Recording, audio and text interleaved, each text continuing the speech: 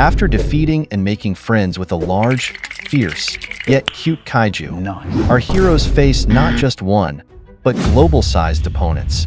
The fate of the Earth is in their hands. What challenges will they face, and how will they win?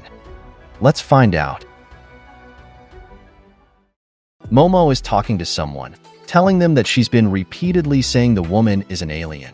It turns out she's speaking to her grandmother, who says the woman doesn't look like an octopus and guesses she's just a transfer student. They're talking about Vamola, and Seiko says she'll contact the school and tells Momo to bring Vamola along. Momo asks why, and explains that aliens don't only come octopus-shaped. Seiko replies that she has work to do, and sarcastically asks Momo if she can leave such a freeloader alone in the house. Momo mentions that Turbo Granny is there, but Turbo Granny says she'll come along. Momo sighs, saying this is the worst, wondering why she's stuck watching over Vamola. She says this while looking for clothes. Then, she gives Vamola some clothes and tells her to change out of the kaiju suit and put on the clothes she gave her. She asks Vamola if she understands what she said, and again instructs her to put on the clothes. Vamola seems not to understand, and Momo gets annoyed, saying Vamola is annoying. At that moment, the horn on Vamola's suit suddenly lights up, alarming Momo. The light grows brighter, and we see Vamola's POV as she looks at different parts of Momo's outfit and body, with Momo asking what she's doing. Vamola mentions the word tink, and her body seems to transform. Momo tries to stop her, saying this isn't the place for Vamola to become a giant, but to Momo's surprise, she doesn't become a giant. Instead, she takes on a human form, copying Momo's outfit from head to toe. Vamola says the letter N twice, and Momo is amazed by what she sees. As they walk to school, Momo asks Vamola if she can't transform her head, and Vamola responds with an N, but Momo says that's not a word. Momo tells Vamola that her name is Momo and instructs her to say it. Vamola mimics every word Momo says, and Momo seems very proud. Momo then instructs her that her name is Vamola. Vamola replies, "You're Vamola," and Momo says that's not right. Momo tried to fix the confusion. Vamola points at Momo while saying her name, and Momo says that's correct, and it's amazing that she understands now. Vamola mimics some more of what Momo says, and Momo is so happy that she hugs Vamola. Suddenly, Momo pushes Vamola away, saying she's the enemy. She adds that it was fiendish, and she almost fell for it. Then Momo draws something and shows it to Vamola. She describes it to Vamola and asks if she has it. Vamola seems to take something from behind her and hands it to Momo. Momo asks what it is and if Vamola is trying to say that's the gold ball. We see that Vamola is no longer wearing the kaiju suit, and Momo asks why she's undressing. Vamola seems to put something in the suit, and she went back to her previous form. And we see that the ball she took out earlier is glowing. Momo says it's glowing golden and realizes Vamola had the gold ball. However, she realizes that when Vamola put that rock-looking thing inside the kaiju suit, it turned gold, and she changed form, so it's not Okarune's family jewel. Momo asks where Vamola got it, and Vamola wonders what she's talking about. Momo says that's not right and asks if the gold ball belongs to Vamola. She adds that it's "what a pain," and wonders if they need to wait for Mr. Shrimp's translator. Vamola then mimics Momo's "what a pain" phrase. Momo thinks that if Turbo Granny looks at it, she might know if it's Okarune's golden ball, and when she checks the time, she realizes they're going to be late. She tells Vamola to run, and that they'll take a shortcut. She also shouts to hurry, which Vamola mimics. They go to an abandoned place, and Momo tells Vamola to copy her. Vamola says, "Copy?" And Momo confirms. Momo says to bow once, clap twice, and apologizes, saying they're just passing through, with Vamola copying everything she says. Momo tells Vamola not to walk in the middle but on the edges, and like a child, Vamola only manages to mimic a few words. Momo explains that her grandmother forbade her from passing through there, but it's a shorter route. She's passed through there many times, and they performed a good luck ritual, so they should be okay. We see the state of the place, and Momo says it's dangerous and deteriorating more each day. She wonders who knows when it will completely collapse, and Vamola echoes. Momo adds that they should hurry, and we see that parts of the building are already collapsing. Vamola notices something at that moment and points it out to Momo. What Vamola pointed out is a giant woman holding a mirror with an enormous mouth. The woman's face is scary, and she's applying lipstick to herself. The two are shocked by what they see, and the woman asks them if she's pretty. Momo shouts, "Pomade," twice, and we see the woman smack Momo towards the building. Vamola was worried about Momo, and the giant woman said not to shout "pomade" at her, as she was getting annoyed with Momo. The woman noticed something at that moment, and we see that Vamola transformed into a large kaiju and charged at the woman. He punched her in the face, but she didn't even flinch, which surprised Vamola. The woman said she was fine with Vamola, and she even liked her because her face looked homely. Vamola punched the woman again. While Vamola was raining punches on the woman, she said that having an ugly mug like Vamola around makes her look sweet. Then, she gave Vamola an incredible suplex that smashed her into the ground, and she said that she didn't throw Vamola that hard, but she exaggerated her fall. Someone called the woman a slit-mouthed woman and asked if saying the word "pomade" 10 times would make her disappear, which seemed to surprise her. It was Momo, and she started saying "pomade." But the woman put her hand into her mirror, and it came out from under Momo. She punched Momo so hard that she flew back, and told her that she had already said not to shout "pomade" at her. She added that she should have dealt with Momo first, while doing something with the mirror again. Her hand came out in front of Momo again, and she tried to catch her, but Momo jumped away. The woman did this many times, and Momo asked what was happening. The woman said there was no use in trying to run, and we see that she has caught Momo. She said that the floor of that place was full of mirror shards, and the woman's face could be seen in their reflections. She told Momo to come with her, saying, "Come to Mama," and at that moment, there was a loud thump sound. It was Vamola, and she was hugging the woman. Momo told her that she needed to say the word "pomade" 10 times because that would make the woman disappear. She asked Vamola if she understood, and we see the woman retract her hand to hug Vamola back while saying that Vamola was really her favorite. She also asked if they could see how sweet she looked when Vamola was next to her, and they seemed to be taking a selfie. Suddenly, Vamola disappeared after that, and we can see the shock on Momo's face. We see that Vamola's reflection is still in the mirror, and the woman said that Vamola could stay in her mirror forever so that she would always look good. It seems that it's no longer just reflection, and Vamola appears to be truly stuck inside the mirror. The woman added that Momo shouldn't shout "pomade" anymore because if she disappears, Vamola will disappear too. Momo said that she didn't trust Vamola anyway, so she didn't care, but she couldn't bear the thought of being defeated by the woman, so she needed to beat her up and make her even uglier. The woman was about to ask what Momo said, but Momo charged at her while calling her a butt-ugly hack. The woman went berserk at what she heard and said she wasn't ugly, which made Momo run away in fear. The woman repeatedly said she wasn't ugly, and we can see that her eyes and hair have changed appearance.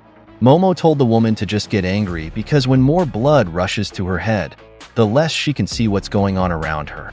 Just like her mirror, which was no longer in the woman's hand, as Momo had taken it. The woman got angry again and chased after Momo while telling her to return her mirror because she wouldn't be able to see her sweet face without it, but Momo teasingly said it was hers now. Momo tried to get Vamola out of the mirror using her powers, and she said she thought it would work, but her hand couldn't enter the mirror. She said it didn't matter. She'd just take it and have her grandmother look at it. Momo saw the woman in the mirror's reflection, and the woman said that if Momo really wanted to get in there, she'd put her in herself. Momo vanished, and the mirror fell to the floor. "Too bad. So sad," said the woman, and explained that even if only a small part of her reflection was caught in the mirror, she could use her power. We see that Momo is now inside the mirror too, and the woman said that they were there now, while calling them ugly cows. The woman asked herself what she would do with the two stupid girls. She added that she didn't like the homely face, and it seemed she was drawing something on her mirror. We can see that she was drawing on Momo's face, making her look like a clown, but the woman didn't like her drawing because it made Momo look cute. The woman added that Momo wasn't as lovely as her, and they should look at it together. However, the woman seemed troubled because she couldn't see herself in her mirror, and she wondered about this. She said that Momo and Vamola were blocking it, so she couldn't see her reflection. Then, Momo spoke to Vamola and was puzzled about something, and we see Vamola opening the mouth of the kaiju suit. While this was happening, the woman asked what they were doing. She was telling the two to stop, and we can see that Momo was teaching Vamola how to act cute. The woman was getting angry with them and told them to stop acting cute, calling them but ugly sows. She told them not to defile her mirror and to get out of there. She added that her face should be the one in the mirror, and we see that she has expelled the two from it. The two were freed from the woman's mirror, and she was happy to see her face again. She said it was lovely, and Momo and Vamola had the nerve to mess with her mirror. The woman apparently was talking to no one, and she wondered where the two had gone. Then, she heard someone mentioning the word pomade, which alarmed her. The word continued to be said, and the woman searched for where it was coming from. As the number of times pomade was mentioned approached 10, the woman became angrier and shouted for Momo to come out. The woman was destroying the place while looking for Momo. "Show yourself," the woman shouted, and we can see her gradually fading away because pomade had been mentioned 10 times. The woman disappeared from that place, and we can see something camouflaged. It turns out to be Momo and Vamola using the stealth mode of Vamola's suit, and Momo asked if the woman had disappeared. She answered her own question, saying it didn't matter. She said they should leave immediately, as the place was deadly. We see a street, and in the next scene, we see someone jumping over a fence. It's Momo and Vamola using the kaiju suit, and Momo says, "We made it." Momo realized why her grandma forbade her from that place, and she wouldn't go through there again, while Vamola was wailing. We can see that Momo still has the drawing the woman made on her earlier, and she's thanking Vamola because she would have been in trouble without her, and Vamola mimicked some of the words she said. Vamola hugged Momo, crying while saying that Momo had been in danger. Momo was stunned by Vamola's actions and words, and she said she would trust Vamola now. The school bell rang, and Momo said they made it. A teacher said they should hurry because they barely made it. Ira told Okarun that they should get moving because they would be late for homeroom, and Okarun argued that Momo wasn't there yet, but she arrived at that moment, and Ira said Momo was late. According to Momo, what happened to her that morning was crazy, and Okarun asked her what happened to her face, which puzzled Momo. Ira was laughing hard and asked if Momo had lost a bet, which made Momo ask what she meant. Okarun then asked why Vamola was with Momo, and Momo said her grandmother had ordered her to bring Vamola, and it was annoying. Vamola called Okarun by his name, Takakura, and Okarun surprisingly greeted her with "good morning," while the two behind seemed annoyed. Vamola mentioned the words, "here, been in real trouble again," and Okarun wondered what she was saying. Momo said Vamola shouldn't get too close, and Ira said Vamola shouldn't be too casual in addressing Okarun. Vamola repeated what she said, and Okarun realized she was learning to speak. A teacher called Momo, and the teacher said he had heard from Momo's mother and asked if Vamola was the exchange student. Momo replied that her grandmother had said that and confirmed that Vamola was the exchange student. The teacher also asked what Momo had done to her face, and Momo was still clueless about it. Then the teacher mentioned that she had spoken with the other teachers, and they decided to put Vamola in Class C with Okarun. The two girls couldn't believe what he said, and the teacher explained that the Class C teacher was good at English, and Gigi had just transferred to Class B, so it was full. The teacher asked Okarun to take care of Vamola, and he couldn't believe he would be the one looking after Vamola. Momo didn't agree and said Vamola could be in her class, and Ira said there were other classes, but the teacher said it had been decided. He added that they should hurry because they were late for class, and Ira tried to argue, while Momo realized something. We see the class president of Class C, and she's blocking Momo and Ira from entering the room. She said it was forbidden to go in and out of Class C, and Ira asked her what right she had to say that, which Momo supported. The president said, as she had said before, that there were people studying there, and we can see everyone surrounding Vamola and Okarun, with Okarun pointing something out to Vamola. She added that she would report to the teacher if the two caused any more trouble, and we can see their anger towards the class president. We can see several things drawn on paper with labels for each item. Vamola mentioned one of these things, which is takoyaki. Class C is fussing over Vamola, asking her many questions and saying various things to her. One person asked if Vamola had ever eaten takoyaki, while another inquired if Vamola had a boyfriend. Someone expressed their desire to talk to the new student, and another remarked on how beautiful she is. Sakata asked them to wait for their turn to ask questions. Someone asked which country Vamola was from, but Vamola only responded with takoyaki. Sakata said she was from India, and it surprised his classmates. Sakata hushed his classmates and reiterated that Vamola was from India. He then added that they should continue with the pace of questioning. The class representative then asked Okarun about his relationship with Vamola. Okarun was initially confused, but said that Vamola was just staying at Momo's place, and that's about it. Vamola called out to Okarun, pointing at the takoyaki while mentioning it. Okarun confirmed that she was correct, and it was indeed takoyaki. The class representative commented that Vamola seemed attached to Okarun, and Sakata said that Vamola was attached to him because he defeated her. He asked Okarun if he was right, and Okarun agreed. The class representative asked what they meant, and Okarun said it was nothing. Sakata mentioned that the class representative wouldn't believe it even if Okarun said so, as she seemed hard-headed. The class representative stated that she wasn't asking Sakata. She was asking Okarun, and Sakata responded with, "Come again?" The class representative said that if Okarun had something to tell her, she would believe it because Okarun wasn't the type to lie. Okarun seemed surprised by this statement. Sakata then claimed that he had saved the world and piloted a robot, which made the class representative simply respond with, "Okay." Sakata asked if the class representative didn't believe him, and she replied that she couldn't force herself to believe a lie. Sakata told Okarun to tell the class rep, and Okarun said it was true, which shocked the class rep. The class representative said she thought Okarun was an honest person, and Sakata remarked that the class representative was that kind of person. Okarun said it couldn't be helped because who would believe what Sakata said? Vamola called out to Okarun again while pointing at something, and Okarun confirmed that yes, she was pointing at takoyaki. Then Vamola pointed at him while saying the word boyfriend. Nani? Okarun was surprised and asked who taught her that. Someone asked if it was true that Okarun and Vamola were dating, and Okarun denied it. Sakata asked Okarun if he had noticed, and Okarun asked what he meant.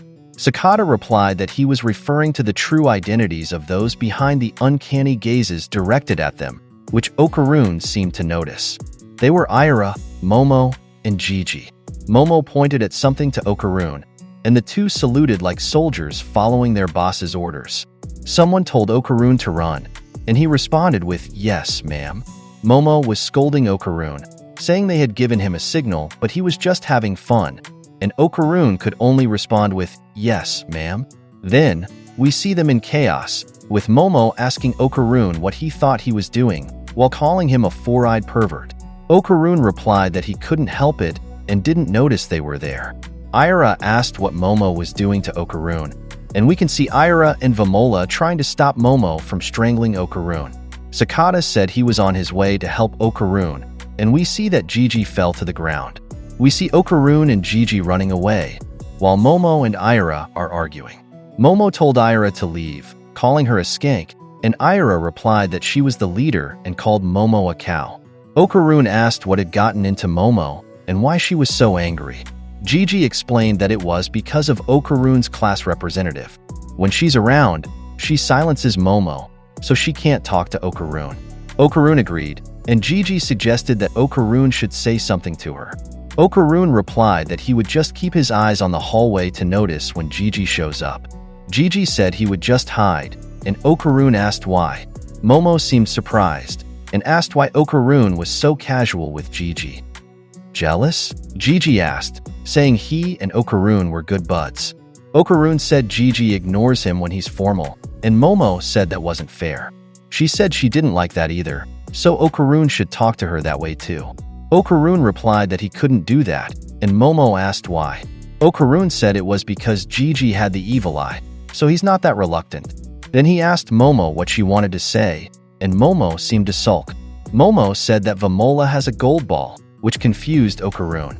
Ira said they should get it, and Momo said something was bothering her about it because she wasn't sure it belonged to Okarun, which surprised him. Momo told Vamola to show them the ball behind her back, describing it. Vamola took it out, and we see that her kaiju suit came off. She showed it to Okarun, who asked if that was it. Vamola put the ball back in her suit and transformed back into a student, surprising everyone. Momo wanted to show something about Vamola's suit, explaining that when Vamola puts the ball in the suit, it glows. Okarun suggested it might be like a battery, and Momo agreed it might be. Momo asked what Okarun thought, and he replied that it was a tricky question no matter how you looked at it. Sakata said the suit was designed to hold that ball, and Momo asked what he meant. Sakata explained that if Vamola had only recently acquired the ball, why was there already a place to put it? Okarun agreed, and Momo asked if Vamola could have made that after getting the ball. Sakata said he had seen the internal workings of the suit before, and it was hard to imagine adding to that complex structure. It was more likely that Vamola had the ball from the beginning, which Momo understood. Momo noticed some girls talking about them, so she sighed, and Okarun asked what was wrong. Momo said they should disperse and think about where to meet next time, as what they were doing was too conspicuous. Ira asked how so, and Momo replied that it was too risky for several boys and girls to be discussing family jewels in the courtyard. Okarun exclaimed that they had only just noticed. We moved to Momo's house where someone shouted, "Idiots!" It was Seiko, who said she had told them not to go to the ruins, and both Momo and Vamola said so. Turbo Granny said she was amazed they came home alive, and Momo said she knew a spell to repel the slit-mouthed woman, so maybe she lucked out. Seiko seemed shocked when Momo mentioned the slit-mouthed woman and asked if Momo had used the word pomade. Momo confirmed that she had, and she said that she mentioned it 10 times to make the woman leave. Seiko said that next time, she would need to say it 100 times, which surprised Momo because her grandmother said, "Next time?" Seiko explained that pomade is a spell that temporarily removes evil spirits from their dimension. It's not permanent, and with each use, it becomes less effective. Then she asked if Momo knew why those ruins remain untouched, explaining that it's because no one can defeat Reiko Kashima, the slit-mouthed woman. Momo asked if she was serious, and Seiko told her that for the next week, she shouldn't go out after 10 p.m. Even if someone she knows calls her, she shouldn't look out the window, because if she does, Reiko Kashima will find her. We see a glass of water, and Seiko is outside the room, seemingly praying. There are also 2 glasses of water at the bottom of both sides of the door, and Vamola is peeking out. Seiko told Momo and Vamola to either hide their mirrors or cover them, and not to leave that room after 10 p.m. Momo asked until when, and Seiko replied until 5 in the morning. Momo said that would be easy because they could just sleep, but Seiko responded that it would be, if she could sleep. Then she told them to get in bed and wait for the time to pass, and Momo replied, "Will do." Seiko closed the door to Momo's room and asked if they could hear her. She added that no matter what happens, they shouldn't leave that room. Momo asked Vamola if they should go to sleep, and we can see it's almost midnight. Momo was staring blankly, thinking she couldn't sleep. She said she usually falls asleep within 5 seconds, but surprisingly, she was still wide awake. We see that Vamola is sound asleep, even drooling. Momo wondered how Vamola could sleep, finding it annoying. She cursed in frustration and suddenly heard a knock. Then, someone called out to Momo from outside her window, startling her. She thought it was Okarun and asked what he was doing there at that hour. Okarun said that Seiko had told him everything, like about the evil spirits chasing Momo and how she was stuck inside the room. Momo asked when her grandmother had told him this, and Okarun replied that it was just now. He added that he came to return the manga that Momo had loaned him, and Seiko told him that Momo wasn't allowed to leave the room. Momo replied that he could return it tomorrow and that Okarun could leave for now. Okarun said that until Momo was free from the curse, he would stay outside keeping watch, so Momo should rest easy and sleep. He added that Seiko told him Momo probably wouldn't be able to sleep well, so if it would help Momo rest easier, he was there to protect her if anything happened. Momo seemed touched by Okarun's words and thanked him. However, she said everything was fine, and in fact, if Okarun was there, she wouldn't be able to sleep because she'd feel bad for Okarun. Stuttering, Okarun said he wanted to stay outside, out of love, which seemed to shock Momo. Momo stared blankly and asked Okarun what he meant. At the same time, she heard a sound coming from outside her window, and Okarun answered that what he was doing was for Momo, which made her blush. Momo couldn't speak straight, and asked why Okarun was saying such things at a time like this. Okarun apologized, saying he was an awkward fellow after all. Momo seemed to be throwing a childish tantrum out of extreme giddiness, and her cheeks were bright red from blushing. Momo told Okarun that she couldn't hear him properly and asked him to say it properly face-to-face tomorrow. Okarun said he understood, and he apologized again and told Momo to go to sleep. Okarun said goodnight, and we see Momo trying to sleep, but she got up again, looking troubled. She said she wanted to see Okarun, because if she didn't hear him say it directly, she wouldn't be able to sleep.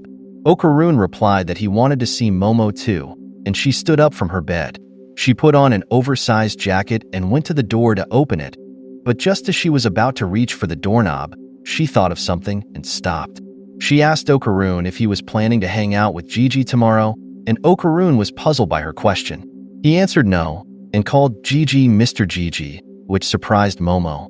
She didn't continue opening the door and took off the jacket she had put on. Momo laid down and tried to sleep. Momo spoke to whoever was outside, telling them something. She said that Okarun doesn't call Gigi Mr. Gigi, and that Gigi is the only person Okarun speaks to informally, calling the person she was talking to a numbskull. The sounds outside grew louder, and Momo tried to ignore them while Vamola slept soundly. Suddenly, the sound outside stopped, and Momo opened her eyes. The voice outside said it wanted to see Momo and begged her to come out. It turned out to be Reiko Kashima, pretending to be Okarun, saying she loved Momo and wanted to see her using Okarun's voice. She was banging on Momo's window, persistently trying to get her to come out using Okarun's voice. Momo was covering her ears, and Vamola was still sound asleep despite the loud noise. Morning came, and breakfast was ready at the ISA household. Momo looked very sleep-deprived, and she called someone a bastard, saying it wasn't funny. Seiko said she had already told them that Momo wouldn't be able to sleep, and while laughing, Turbo Granny said it serves Momo right. Momo explained that she meant Reiko's way of playing with people's emotions, and her grandmother replied that Reiko uses mirrors to peek into people's hearts. For now, Momo should teach Vamola how to use chopsticks. Momo asked what difference it would make, and her grandmother called her a bird brain, saying that food shouldn't be taken lightly because living begins with eating.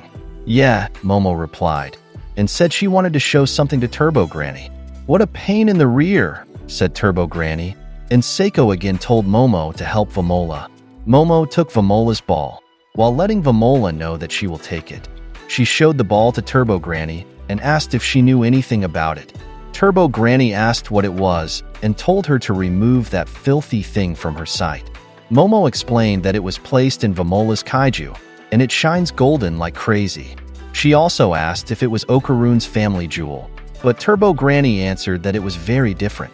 It was something far more hideous, and it looks to be more akin to human karma, she said. She added that she didn't want to see it again and ordered Momo to hide it. Momo was puzzled by Turbo Granny's mention of human karma, since Vamola was supposed to be an alien. Momo looked at Vamola, and in the next scene, we see Vamola walking to school with her kaiju headgear resembling a hoodie. Momo said, that'll do, and that it didn't look weird. She said the bag was nice too, and she bought it for Vamola, so Vamola should be grateful. Vamola replied, that'll do, which didn't seem to be what Momo expected her to say. Vamola's smile reached her ears as she looked at Momo, and Momo said that it would be nice if they can talk properly soon. Okarun then arrived and greeted Momo good morning, and she looked surprised to see him, which made Okarun wonder what had happened. Vamola tried to approach Okarun while calling him, but Momo stopped her and told her to stay back. Okarun also greeted Vamola good morning, and she kept calling him while Momo was greeting Okarun good morning. Okarun said Momo looked pale and asked if something happened. Momo answered that she had already said she had a strong curse, so she couldn't sleep. Okarun asked if the evil spirit was that bad, and Momo asked if Okarun had come to visit her last night. No, Okarun answered. Momo got angry, kicked Okarun, and said he should have visited. Vamola looked worried in the background, and Okarun asked Momo why. Momo was choking Okarun and asked him if he didn't remember what he said to her when he visited last night, but Okarun repeated that he didn't come. Vamola said to Momo, that'll do, as if telling her to stop. Momo was punching Okarun, calling him good for nothing and idiot many times. Vamola was still trying to stop Momo, and Okarun asked what it was about and what he had done wrong. Momo then yelled at Vamola, saying she should thank her for the backpack, but Vamola only replied with, "That'll do." Okarun said it wasn't right for Momo to take out her anger on others just because she was in a bad mood. In the next scene, we see Momo sprawled on her desk, and Miko said she was out like a light. A girl classmate said Momo must be dead tired, and Kay said she would record it. Momo was talking in her sleep, seeming to be conversing with someone. Kay said Momo was saying something, and according to their classmate, it was cute. We learned that her name is Ririna, and Miko asked her if she heard anything, but she said no. Class C was surrounding Vamola again, and Okarun was teaching her something. He said that when he gives something to Sakata, he would respond with, "Thank you very much." Sakata said that's when it should be used, and Okarun told Sakata to give something to Vamola. Sakata did so, and Vamola said thank you, but she pronounced it as "tangu much." Sakata said Vamola was brilliant, and Okarun asked Vamola if she understood when to say thank you. Vamola said she understood and thanked Okarun. Someone said Okarun was a good teacher, and he asked if it was true, and one of his classmates praised him. Okarun bowed his head as if embarrassed, but he seemed to notice something, and it was Momo and the others. We see the back of the school, and Okarun and the others are there. Ira asked why they were there, and Momo answered what else could they do, as they had nowhere else to meet. Momo added that it was a bit weird for other people to see them, and Sakata said they should create a formal meeting place. While the three were talking, Gigi was doing something with his arms that looked like a chicken dance, and Okarun and Vamola were imitating him. Ira asked what Sakata was doing there, and Sakata replied that it was mean of her, asking if he wasn't a member of their group too. Momo said it was probably fine for Sakata to be there, but he should stop with the obscene jokes.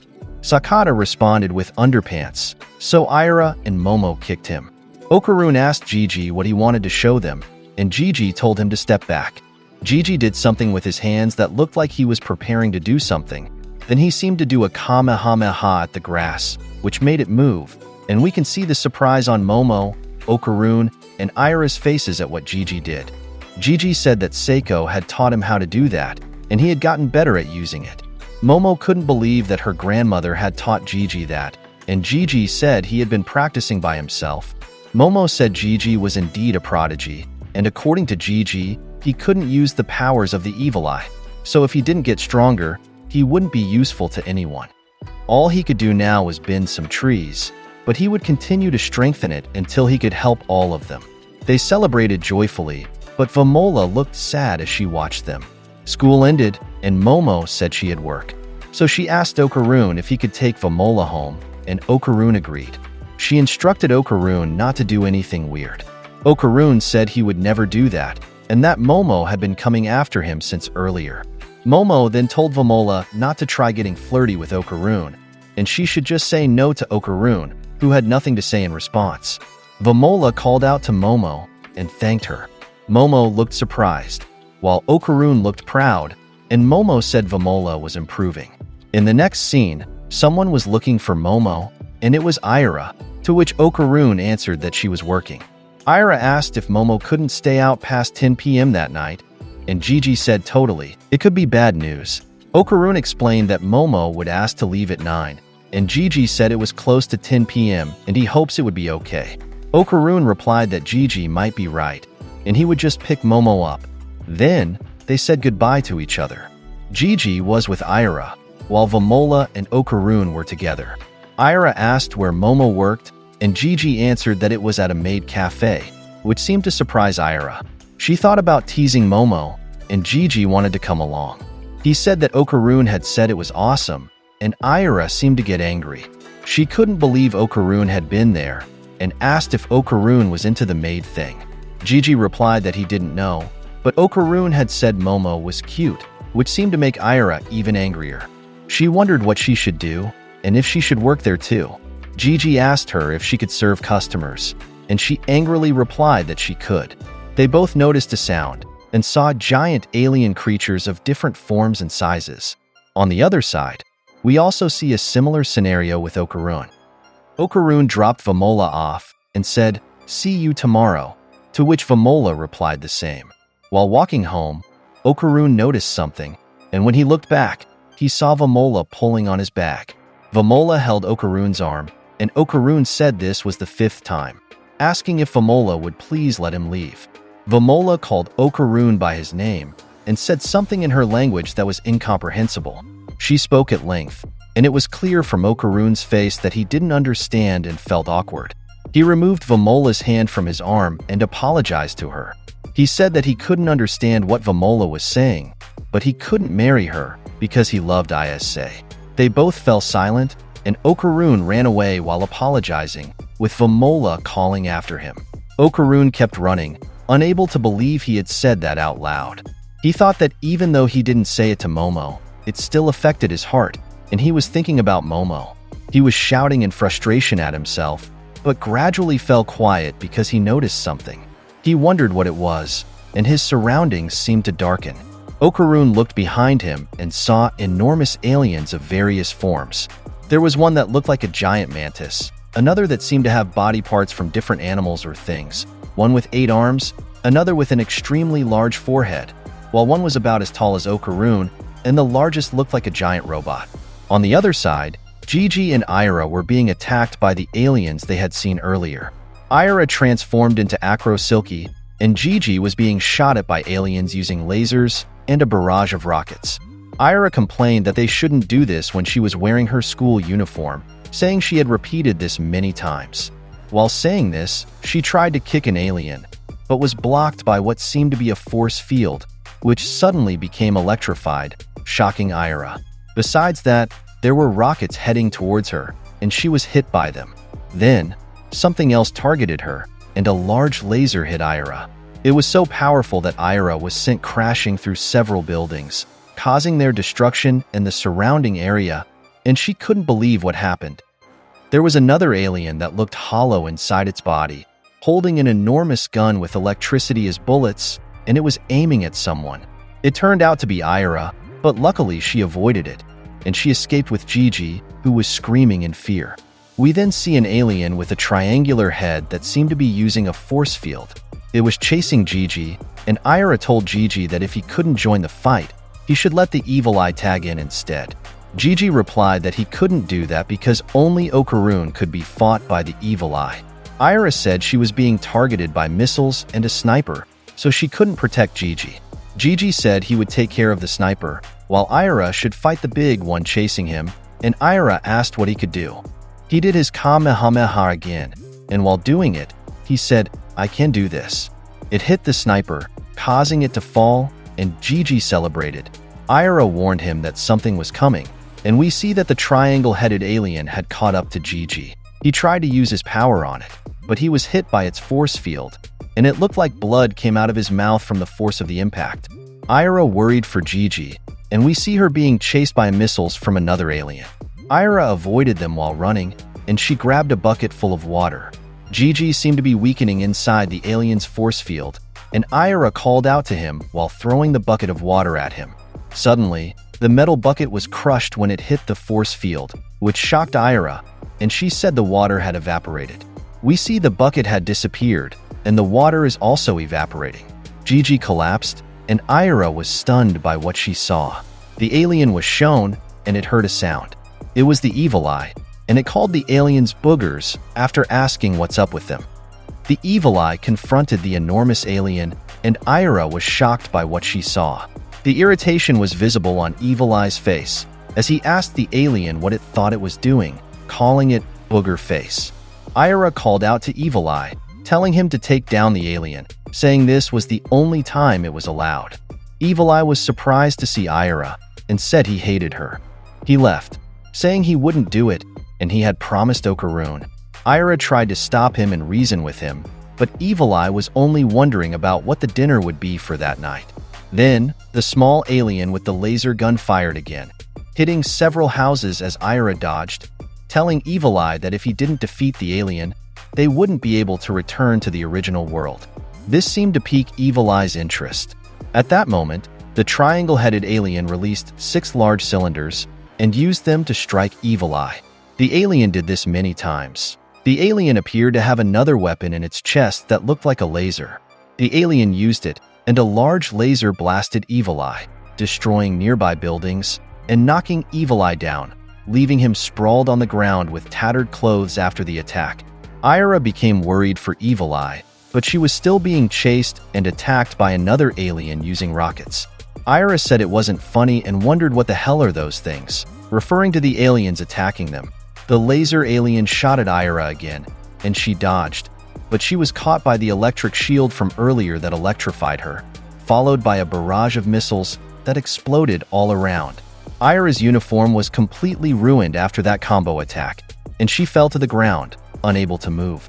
The aliens were looking at Ira and Evil Eye lying on the ground, and we see an alien's head slowly opening, with someone speaking, saying it had been almost 3 minutes, referring to the battle that had just taken place.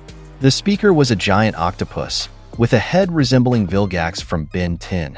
He said the fight was quick, and they needed to leave, or they'd be in danger. Ira and Evil Eye were shown, and the octopus alien said that the planet was abundant in moisture, so they couldn't use laser beams there. He added that perhaps due to the heavy gravity, Ira and Evil Eye's bodies were tough. At that moment, the octopus alien noticed something, and it looked like something had surrounded Ira and Evil Eye. The small alien shot at it, and whatever was surrounding Ira was punctured in the middle. The octopus alien seemed surprised because Ira and Evil Eye were no longer there, and he couldn't believe Ira could still move. He said Ira couldn't have gone far, and they would find her using their life sign detection. We see the aliens using this, and the octopus alien said it was useless because the white orbs were interfering, so they couldn't pinpoint the target. He ordered the other aliens to open fire and spray the entire area. The aliens did this, and the buildings were being destroyed one by one, being punched, shot with lasers, and blown up with missiles. We see the chaos caused by the aliens from afar, and the explosions are growing larger, shaking the area. The aliens heard 5 beeping sounds, and someone said they should return because it wasn't good as they were running out of time. A nuisance, said the speaker, because the planet was full of orbs. The area destroyed by the aliens returned to normal, and we are shown the sewer of the place, which seemed to tell us that someone or something had come from or used that place. We learned that Ira had indeed come from here, carrying Evil Eye using her hair wrapped around him. While panting and bleeding, Ira said something about people they needed to warn. They needed to warn everyone that there were deadly dudes there, referring to Momo, who was still working, and Okarun, who also had alien enemies. We see a quiet grassy area with a dark atmosphere, but it doesn't last long as sudden explosions occur, and we see Okarun, who is transformed, fighting against the aliens. Okarun brings to this battle what Turbo Granny taught him, and it's obvious that his movements have become faster. He's being attacked by a giant robot using missiles, and he's dodging a barrage of those. Then he uses his squat punch to destroy the giant robot's missile launcher. Next, the 8-armed alien attacks him, and he moves so fast that 4 Okaruns need to be drawn to show his speed. He uses one hell of a drop kick on it, sending the alien flying far away, and at that moment, he notices something. Another alien rushes at him, attempting to kick him, but he dodges. This alien moves quickly too, and it tries to punch Okarun, but Okarun is faster and dodges it. Then he uses a squat punch, yet the alien manages to avoid it. What follows is an exchange of punches, kicks, and dodges between the alien and Okarun. Okarun starts with a double punch, and the alien counters with a jump kick. Then Okarun retaliates with another double punch, which the alien answers with a downward heel kick, but neither lands a hit on their opponent. The alien tries to hit Okarun with a 3-kick combo, but Okarun avoids it again. This is followed by a literal ground-breaking punch from the alien, but Okarun still dodges, and he shouts "all out," while rushing the alien to deliver a double punch. While this is happening, the alien prepares to punch, and we see it connect, sending Okarun flying. But he quickly stands up, seemingly in disbelief at what happened. He pointed out the strange change of distance, and we see a large alien behind the alien that punched Okarun. This is the alien that killed the Serpo in the previous arc, and Okarun wonders what kind of enemies he's facing, feeling the pressure. Okarun seems to notice something at that moment, He saw the smaller alien has closed in on him. He took a direct punch in the face, followed by 3 powerful jabs, then a kick to the head that knocks out some of Okarun's teeth. Then, the large alien does something with its hand, and we see Okarun feeling it. We're shown that he's being squeezed, and when the alien releases him, he can barely stand and his uniform is in tatters. He falls to his knees in front of the alien, and then collapses completely, returning to his human form. The alien then says that the Serpoians were correct in reporting that Okarun was strong, and another adds that if you think about it, Okarun is fast even without a suit on a planet with strong gravity. An alien orders them to take the jewel because they're out of time. So the 8-armed alien grabs Okarun's feet and hands. Then the alien with an almost human body asks if this is the correct way to use the apparatus the Serpo use. It looks like a suction cup mixed with a gun, and he presses it to Okarun's family jewels. Then, he retrieves Okarun's golden ball, and the 8-armed alien asks what they'll do with Okarun. One answers that they should take him and investigate his internal anatomy. The aliens are about to leave, and they seem to be using a triangle-shaped teleportation portal, but suddenly one of the arms of the alien holding Okarun is cut off, surprising the other aliens. We learn that this was done by Mr. Shrimp, using his second form, and he asks if the aliens can fight for 24 hours, while calling them businessmen. Mr. Shrimp stood between Okarun and the aliens to protect Okarun. An alien was about to attack him, but someone stopped it, saying there was no time for that, and added that Mr. Shrimp wasn't a life form from that planet. They entered the portal, and the tall alien in the middle told Mr. Shrimp to wait, saying they would hunt him down next time. Mr. Shrimp was left there with the collapsed Okarun, and he slowly returned to his normal form. He tried to wake Okarun up, but unfortunately, he wouldn't wake, and his face was visibly covered in blood. The sky is shown as a transition to another place, and we see Momo performing the Momo Kiko How, which excited 2 customers, while others were smiling in the background. Many customers were calling for Momo, but she told them to wait. A man with a headband said they should wait because Momo was going to play Othello with him. He added that if he won, he and Momo would link arms for his souvenir Polaroid. Another man told him to be real, and performed the Momo Kiko How on the headband-wearing man, joined by other customers. A coworker whispered to Momo that it was past 9 o'clock, reminding her that she needed to leave. Momo looked at the clock and realized her coworker was right, so she left discreetly. The man with the headband asked where Momo was going, while Momo's coworker told him that she was good at Othello so they could play instead, and Momo apologized because she had to leave. Momo thought to herself that if she didn't hurry, it would be 10 o'clock, and the next time she faced Reiko Kashima, she wouldn't be able to save herself. She said she had to do this for a whole week, and it was tiring, but she suddenly noticed something. The door wouldn't open, so she called Mr. Mo to tell him that the back room was locked. We see a dream man who looks very creepy, and that's what Momo sees on the faces of everyone there, whether customers or coworkers. They suddenly attacked her, but she seemed to do something with her hand, causing all the items and people to be flung to one part of the cafe. The dream men put their hands together as if praying, and Momo felt a strong wind. She returned it towards the dream men, and she noticed 2 of them running on the wall. Momo seemed to do something that caused the 2 men running on the wall to be thrown off, but she was suddenly hit by plates and other eating utensils, and we learned that the dream men had thrown them. Momo stopped them using her powers, but the dream men seemed to pray again, overpowering Momo, and the eating utensils flew towards her. Then, someone grabbed Momo, and she was pinned down by 2 dream men. The dream men said they had nullified Momo's special abilities, so her resistance was futile. They added that the planet was full of power, so they could probably make a marvelous suit there. Momo told them to let her go, calling them shitheads. She also asked if the Serpoians were with them, and said they wouldn't escape what they had done. A dream man said that the Serpoians' information was correct because Momo was indeed strong, and they could barely restrain her. They said it was all thanks to Vamola, which seemed to shock Momo when Vamola's name was mentioned. The dream man explained that Vamola was called an advance party, and she had brought them there. Momo remembered what Turbo Granny said about Vamola's golden ball, that it wasn't Okarun's family jewel, and it was closer to human karma. Momo couldn't accept what she was hearing. Then, the dream man took out a tool that looked like a drill, saying the Serpo made it to dissect humans. The man seemed about to stab Momo with it, and Momo couldn't believe Vamola had done this. At that moment, all the dream men suddenly floated, and a force field seemed to form around Momo, which surprised her. Someone spoke, saying that this wasn't allowed because that thing belonged to them. We learned that this is a Serpo, telling the dream men to return their merchandise. This Serpo had a strange grin on its face, and a scar that wasn't seen on other Serpos. The Serpo glared at the dream men who attacked Momo, and Momo felt a mixture of surprise and anger at the Serpo she saw. Then, someone handed an iron to Momo, and we learned that it was the Serpo who gave it, asking for Momo's help to press the dream men's faces between the irons. Momo couldn't believe it, and asked why she should cooperate with the Serpo, but it just replied that the dream men were coming. Momo shouted, "Bastards!" and the Serpo charged at the dream men. They pressed the head of one of the dream men, and it gradually changed its form.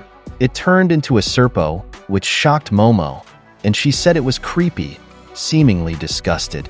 The new Serpo mentioned the words 6 sensory organs, and they did something that knocked down the dream men. Momo asked what the hell that was and what was going on there. One Serpo answered that the dream men were their clones, shocking Momo, and explained that when a Serpo's data is overwritten at the time of their birth, their form will change. Momo then asked if the maid earlier wasn't her co-worker, and the Scarface Serpo said no.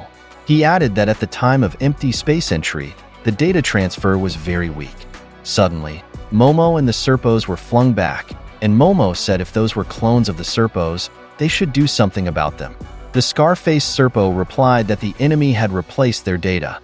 He said that one day, people they had never seen before arrived and stole all of their things. He repeated that they didn't know these people to emphasize the point. The dream men attacked again, and Momo said they'd talk later, and they had something to do against these attackers. Like the shithead that charged at Momo, whose face they ironed, turning it back into a Serpo.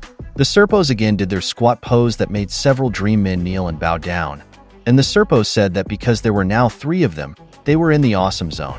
Momo said to keep it coming, and she used her powers to iron the faces of the dream men, turning them back into Serpos. The Serpos and dream men clashed, with Momo in the middle of it all. She kicked a dream man in the side of the face, calling him a son of AB. Then, she ironed the face of another while calling it Spaceman Othello, but she suddenly seemed surprised.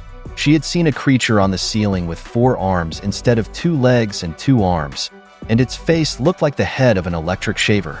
Momo told this to a Serpo, who used the 6 sensory organs on the creature, but it just passed through it, which greatly surprised Momo. Suddenly, something stabbed the Serpo that attacked the creature, and we see that the creature did it using its body. The Serpo's face became like the creature's, which attacked Momo, and she called it bastard. She couldn't believe that the creature on the ceiling could also change the form of the Serpos. Then, something attacked Momo using the 6 sensory organs, and it turned out to be the Serpo whose form had been changed by the creature. 2 Serpos ironed its face, turning it back into a Serpo, but the creature stabbed them, changing their form, and they attacked the Serpo whose face they had ironed. Momo said they wouldn't get anywhere doing that, and the creature attacked again. It was Momo whom it targeted, who avoided the creature's attacks, so she threw a chair at it. To her surprise, it just passed through, and she couldn't believe it wasn't affected by attacks. The Scarface Serpo said that the creature wasn't in that dimension and was attacking from another dimension. Therefore, its attacks would land, but it couldn't be hit by their attacks, which made Momo say it wasn't fair. Nevertheless, the Serpo said Momo's paranormal abilities could interfere with it, and as the Serpo was saying this, the creature attacked again. The Scarface Serpo said they would take care of the clones, and Momo should handle the creature. If they didn't hurry, they would all be wiped out. Momo replied that it was easy for the Serpo to say that, and she tried to catch the creature, but it vanished, causing Momo to hit the ceiling. We also see that the creature's warriors mimicked the Serpo's squat-posed attack, and the 2 sides were almost evenly matched. The Scarface Serpo said that they couldn't catch that creature, and it wasn't possible to pull it into their dimension. He said it would be better for Momo to use her paranormal ability to directly attack the creature. As the Serpo was saying this, the creature attacked Momo. It slammed her against the wall and the floor, and we can see that Momo is now covered in wounds. She thanked the Serpo for the advice, but said her powers were only good for grabbing objects. Then, the creature stabbed Momo, piercing through her forearm and shoulder.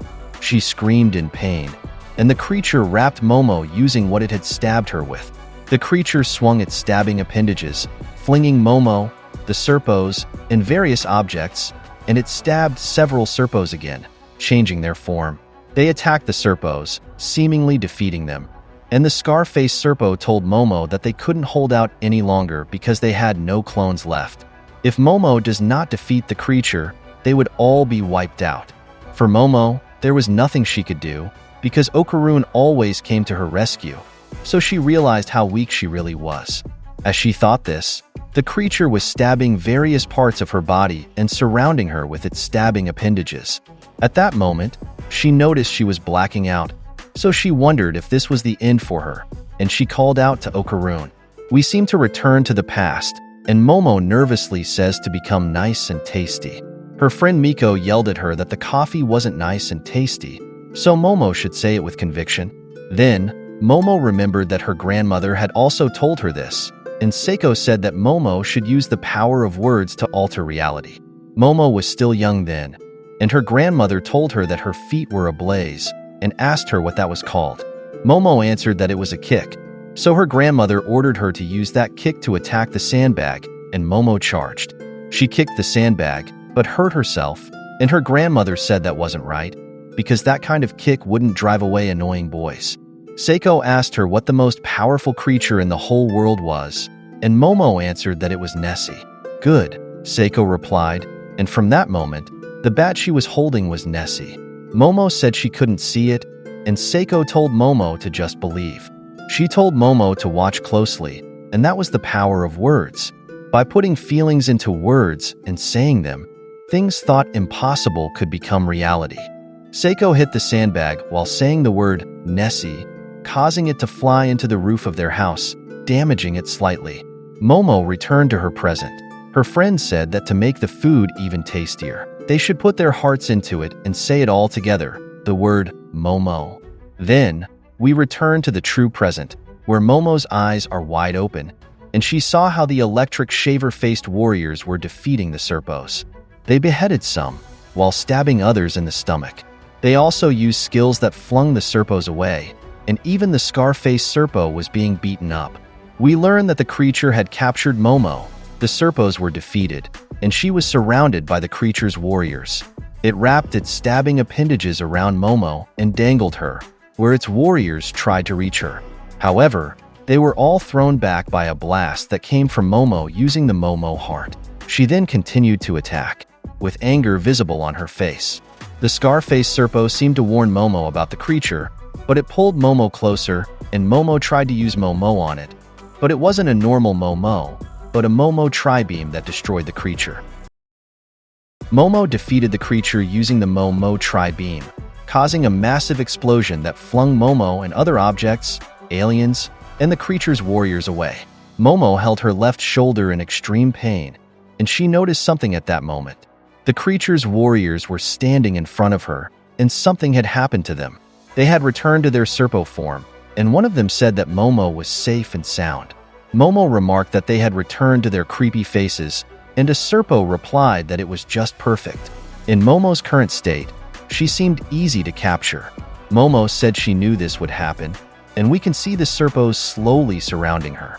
Nevertheless, Momo claimed she could still blast them with her Momo tri-beam. If they wanted to die, they should come get some. A Serpo responded that she was surely bluffing, and it seemed Momo no longer had enough power at that moment to use her paranormal abilities. Momo repeated that they should try her, and they would see, which seemed to silence the Serpos. They had surrounded Momo and asked her what was wrong, and if she couldn't attack after all. At that moment, someone called Momo's name questioningly, and the Serpos suddenly vanished, surprising Momo. The caller added that the Serpos were newly generated and still needed updating. Consequently, they didn't understand how scary Momo was. We learned that this was the scar-faced Serpo crawling towards Momo, and we see that it no longer had other body parts. He said that after reclaiming their clones, getting rid of them would be a problem, so he sent them home. On this occasion, they they needed to defeat a similar enemy. He told Momo to consider it a truce, and she asked if it was "c'est la vie." She added that the battle had been close. In the next scene, Momo and Scarface are up now, and Momo has no top clothing except her bra as she bandages herself. While doing this, she told Scarface not to return her to normal space yet because she was a complete mess. Then, she asked Scarface if he had any equipment that could heal wounds instantly, but Scarface replied that they had none because all their equipment was stolen. Momo asked who they were, and Scarface said he didn't know. He explained that there were approximately 666 alien species in the galactic system, and none matched those who stole from them. Momo was shocked by the number of species, and Scarface said it was very likely that they used warp technology to come to their place from the farther reaches of space. Momo couldn't believe what Scarface said, and he added that for long-distance warps, a mediating system was required. A transmission system like the pyramids, which surprised Momo because she thought that they were tombs that contained mummies. Scarface said that was wrong, and the corpses found there were just placed to be sent to planets with advanced medical facilities. He also asked if Momo didn't know this, even though there were transmission systems in Japan. Momo didn't want to believe it, and said there were no pyramids in Japan. Scarface replied that there were, like the splendid coffin burial mounds. Momo said she couldn't keep up and asked how their enemies from such distant places could understand their language so well if they came from so far away. We return to the scene where a creature is holding a Serpo by the face, and Scarface said that they stole all their knowledge and technical data, including linguistic data. That was the natural way for them to learn how to communicate. At that moment, Momo remembered what the Dream Men said about thanking Vamola, and she asked Scarface if there were many enemies. He said yes, and Momo asked if there was a woman who looked like a kaiju. Scarface replied that there were various types, so he wasn't sure, but he thought there was, which seemed to surprise Momo. She immediately thought of Vamola and seemed saddened. She remembered what Turbo Granny said about Vamola's golden ball, that it seemed close to human karma. Then, Scarface said that before, they had made a plan to attack Momo and her friends one by one while they were separated, and at those times, Momo's friends were being attacked like what happened to them. The enemy was strong, so if they didn't hurry, Momo's friends might be defeated, and we can see the anger on Momo's face. She said Scarface should have told her this from the start, while she was packing her things. She added that her shoulder was killing her, and she asked Scarface if he could walk, but he said no. Momo dragged Scarface out, saying her shoulder hurt terribly. Scarface said it was because it had a hole. Then, Momo told Scarface to return her to normal space and make himself scarce. However, nothing seemed to happen, and Momo asked why Scarface was still there. He told Momo he wanted her to take him along, which seemed to surprise Momo. He explained that all the data taken from them needed to be erased, and Momo asked if he was joking. She added that didn't Scarface realize she absolutely hates Serpos, and it was just a coincidence that they had the same enemy. She left, saying goodbye to Scarface while calling him a shithead. The next time they meet, she said she would crush him. At that moment, Momo noticed something and saw that it was past 10 o'clock. She wondered what she should do. She couldn't go out anymore, and the place where she was would close soon. She was happy when she saw a manga cafe, thinking she could stay there until morning.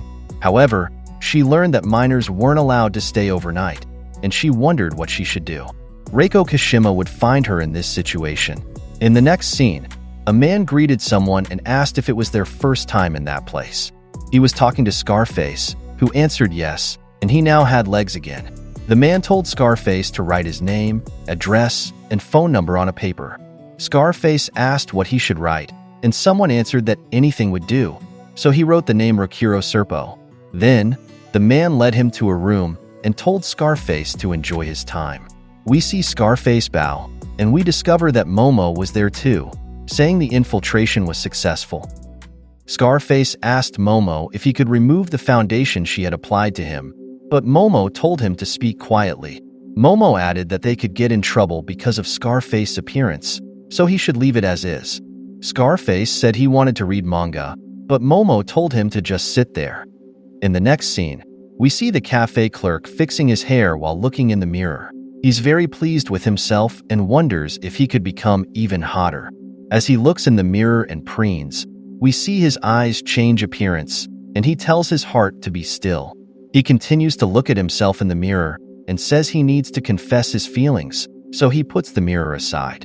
We then see Momo gradually falling asleep while holding onto her shoulder, and Scarface has a grin on his face as if planning something sinister. He's looking at the sleeping Momo, and a small robotic body part emerges from Scarface. He points it at Momo and is about to prick her with it when he suddenly hears a knock from their room door. Scarface quickly hides his robotic body part, and Momo wakes up, wondering what she heard. The person knocking is the hotel clerk, asking if he can talk to them. It's about the form they filled out earlier, which he accidentally erased, so he's asking if they could fill it out again. We notice that the man's face looks creepy, and Momo tells Scarface that didn't she say to just write whatever, to which Scarface replies that he thinks he did. The man says it looks like there are two of them in the room, and he's sure only one woman entered the establishment. If there's anyone else inside, he says he needs to remove them immediately. He says he's going to enter, and Momo notices the man opening the door, but it's stopped by a hanger, which surprises the man. He asks them why they're holding the hanger there, and Scarface answers that he's not holding it, it's just stuck there. The man is surprised and asks Scarface where his legs are, making Momo nervous. The man opens the door after breaking the hanger and sees that Scarface has legs again. He inspects the room with his weird eyes, and Scarface tells him that even if he's an employee, it's rude to force his way into a customer's room to peek. The man says he's nervous and confesses to Scarface that he likes him, asking him to be his girlfriend. Scarface agrees, which seems to surprise and annoy Momo. The man asks if he can lift Scarface's skirt, and Scarface agrees. This angers Momo, who says it's not funny. Momo senses something at that moment, and we see the man about to lift the skirt, looking confused. He says he heard a woman's voice from inside Scarface's skirt, and Scarface replies that it was just his fart. The man says there's no smell, and Scarface claims he inhaled it all. The man asks to see Scarface's panties, and he agrees again, making Momo even angrier. The man is peeking at Momo, and Momo says that when this is over, she'll kill Scarface. The man notices something and says it's strange. He says Scarface is wearing two dress shirts, which makes Momo nervous. The man says he'll just lift one, and as he does, Momo notices something, that the clerk has a mirror in his pocket. Momo uses her powers to control her bandages to reach for the man's mirror and cover it, which returns the man to normal, much to his shock. There's an awkward silence, and he says the skirt suits Scarface, to which Scarface replies, "I love you." Daddy, chill. The man apologizes for what he did, and Scarface says he thought the man had just confessed his feelings for him, but before he can finish, Momo throws him while calling him a piece of shit. Scarface asks if he was rejected and what's with the man. While showing the mirror surrounded by bandages, Momo says that's what caused it, which confuses Scarface. Momo explains that when the man tried to lift Scarface's dress shirt, she noticed the mirror in his pocket, and she understood it was the work of Reiko Kashima.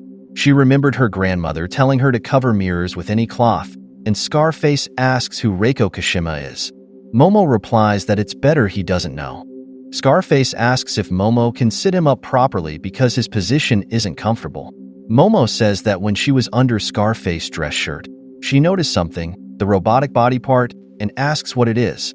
Scarface doesn't answer and changes the topic by asking Momo if she's ever professed her love to someone. Momo responds with another question, asking if he wants to be pulverized. The scene changes, and we see two people walking. We learn that it's Momo pushing Scarface, saying tiredly that they're just a bit farther. Someone calls out to Momo, saying they're glad she's still alive. Momo seems surprised to find out it's Chiki and asks what's going on. Chiki replies that Momo didn't come home yesterday, so they were worried about her, and Momo asks if they also know about the curse. Chiki says it's not that, and everyone was attacked, which seems to shock Momo. The door to Momo's house is shown, and inside, she sees a bloody room where Mr. Shrimp is guarding 3 bodies. Momo couldn't believe what she was seeing, and we learn that the bodies there were Ira, Gigi, and another body whose face was covered and full of blood. Momo was on the verge of tears, and Mr. Shrimp said thank goodness that Momo was okay. Momo knelt beside the person with the covered face, and Mr. Shrimp apologized to her. He said that he was with them, but he couldn't finish his sentence. Momo removed the cover from the face of the person in front of her, and she was shocked when she saw who it was. It wasn't a person at all, but an alien, and Momo asked what it was. Mr. Shrimp replied that it was the one Onii-Chan had defeated, and when he found it, it was still alive, but now it's dead. He added that all the aliens wore special suits, and it seemed that without them, the aliens couldn't survive on Earth. Momo walked towards the alien's suit, and it looked like she was searching for something. To her surprise, she found a ball from the alien's suit, and she asked where Onii-Chan was. Mr. Shrimp said he was in the other room. He added that they had taken Onii-Chan's testicle, which shocked Momo, and that his condition was touch and go. Mr. Shrimp said it was difficult to treat Onii-Chan with his first aid kit, while Momo was opening the door to the other room, and she was surprised by what she saw. Vamola was there, on top of a body connected with wires. She looked at Momo, who seemed annoyed with her, and in the next scene, Momo pushed Vamola away, telling her to move aside. Momo's mouth was open in shock, and we are shown the tube used for medical care. It was attached to Onii-Chan, who looked to be in the brink of death, and Mr. Shrimp said that blood and phlegm had accumulated in Onii-Chan's lungs, so they needed to keep him breathing or he would suffocate. He added that Onii-Chan's heart was being mechanically assisted, and we could see the sadness on Momo's face. Then Vamola called her, but she yelled at her, saying, "Take it off, you octopus freak." She said Vamola was just like the other octopus in her house, and told Vamola to show her true self, while calling her a piece of shit. Vamola thanked Momo, but Momo was full of anger towards her. Momo pushed Vamola, and they went through the wall of the house. So Mr. Shrimp tried to calm Momo down and asked what had gotten into her. Momo answered that the bastards who attacked her said that Vamola was sent there as a spy, which surprised Mr. Shrimp. Momo added that she had obtained a ball from the octopus's suit that was similar to Vamola's. Then she turned her attention back to Vamola and asked if she understood what they were saying, and again told her to show her true self. Vamola transformed into a kaiju and pinned Momo to the ceiling with her tail, causing Momo to scream in pain, which worried Mr. Shrimp. Suddenly, Vamola disappeared, but we see that the house door was open, indicating that she had left. Momo chased Vamola until out of the house, and they had a standoff there. Momo told Vamola to leave and that she never wanted to see her face again.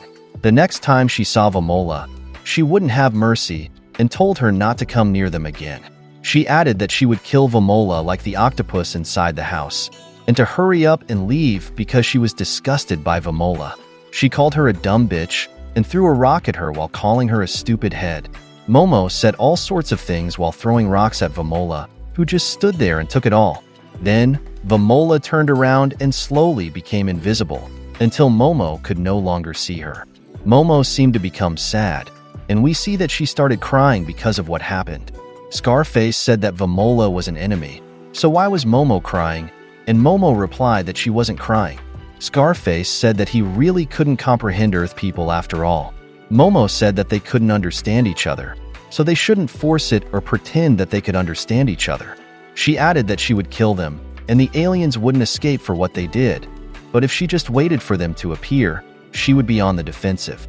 Then, she asked Scarface if he knew where their enemies were, and Scarface answered that their enemies couldn't endure Earth's gravity for long, so they needed a base they could go to and leave continuously, and it should be nearby. He explained that the portable warp devices that could be carried by a person could jump a distance of about 1 kilometer.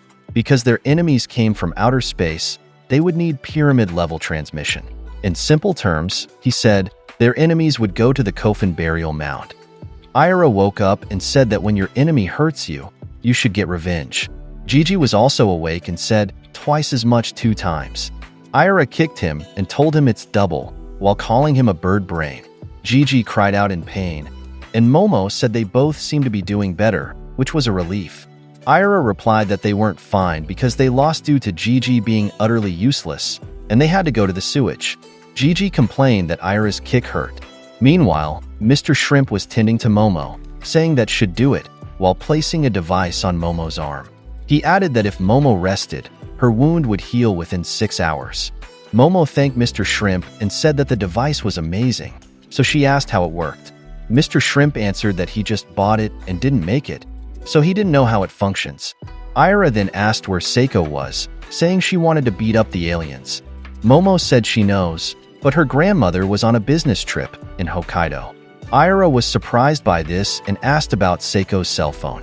Momo replied that her grandmother didn't have a phone, so Ira asked what they would do now, saying they were in real trouble. She added that they also didn't know when the aliens would attack next, and Momo said that was her guess too. Ira told her not to guess about it and asked Momo what her plan was.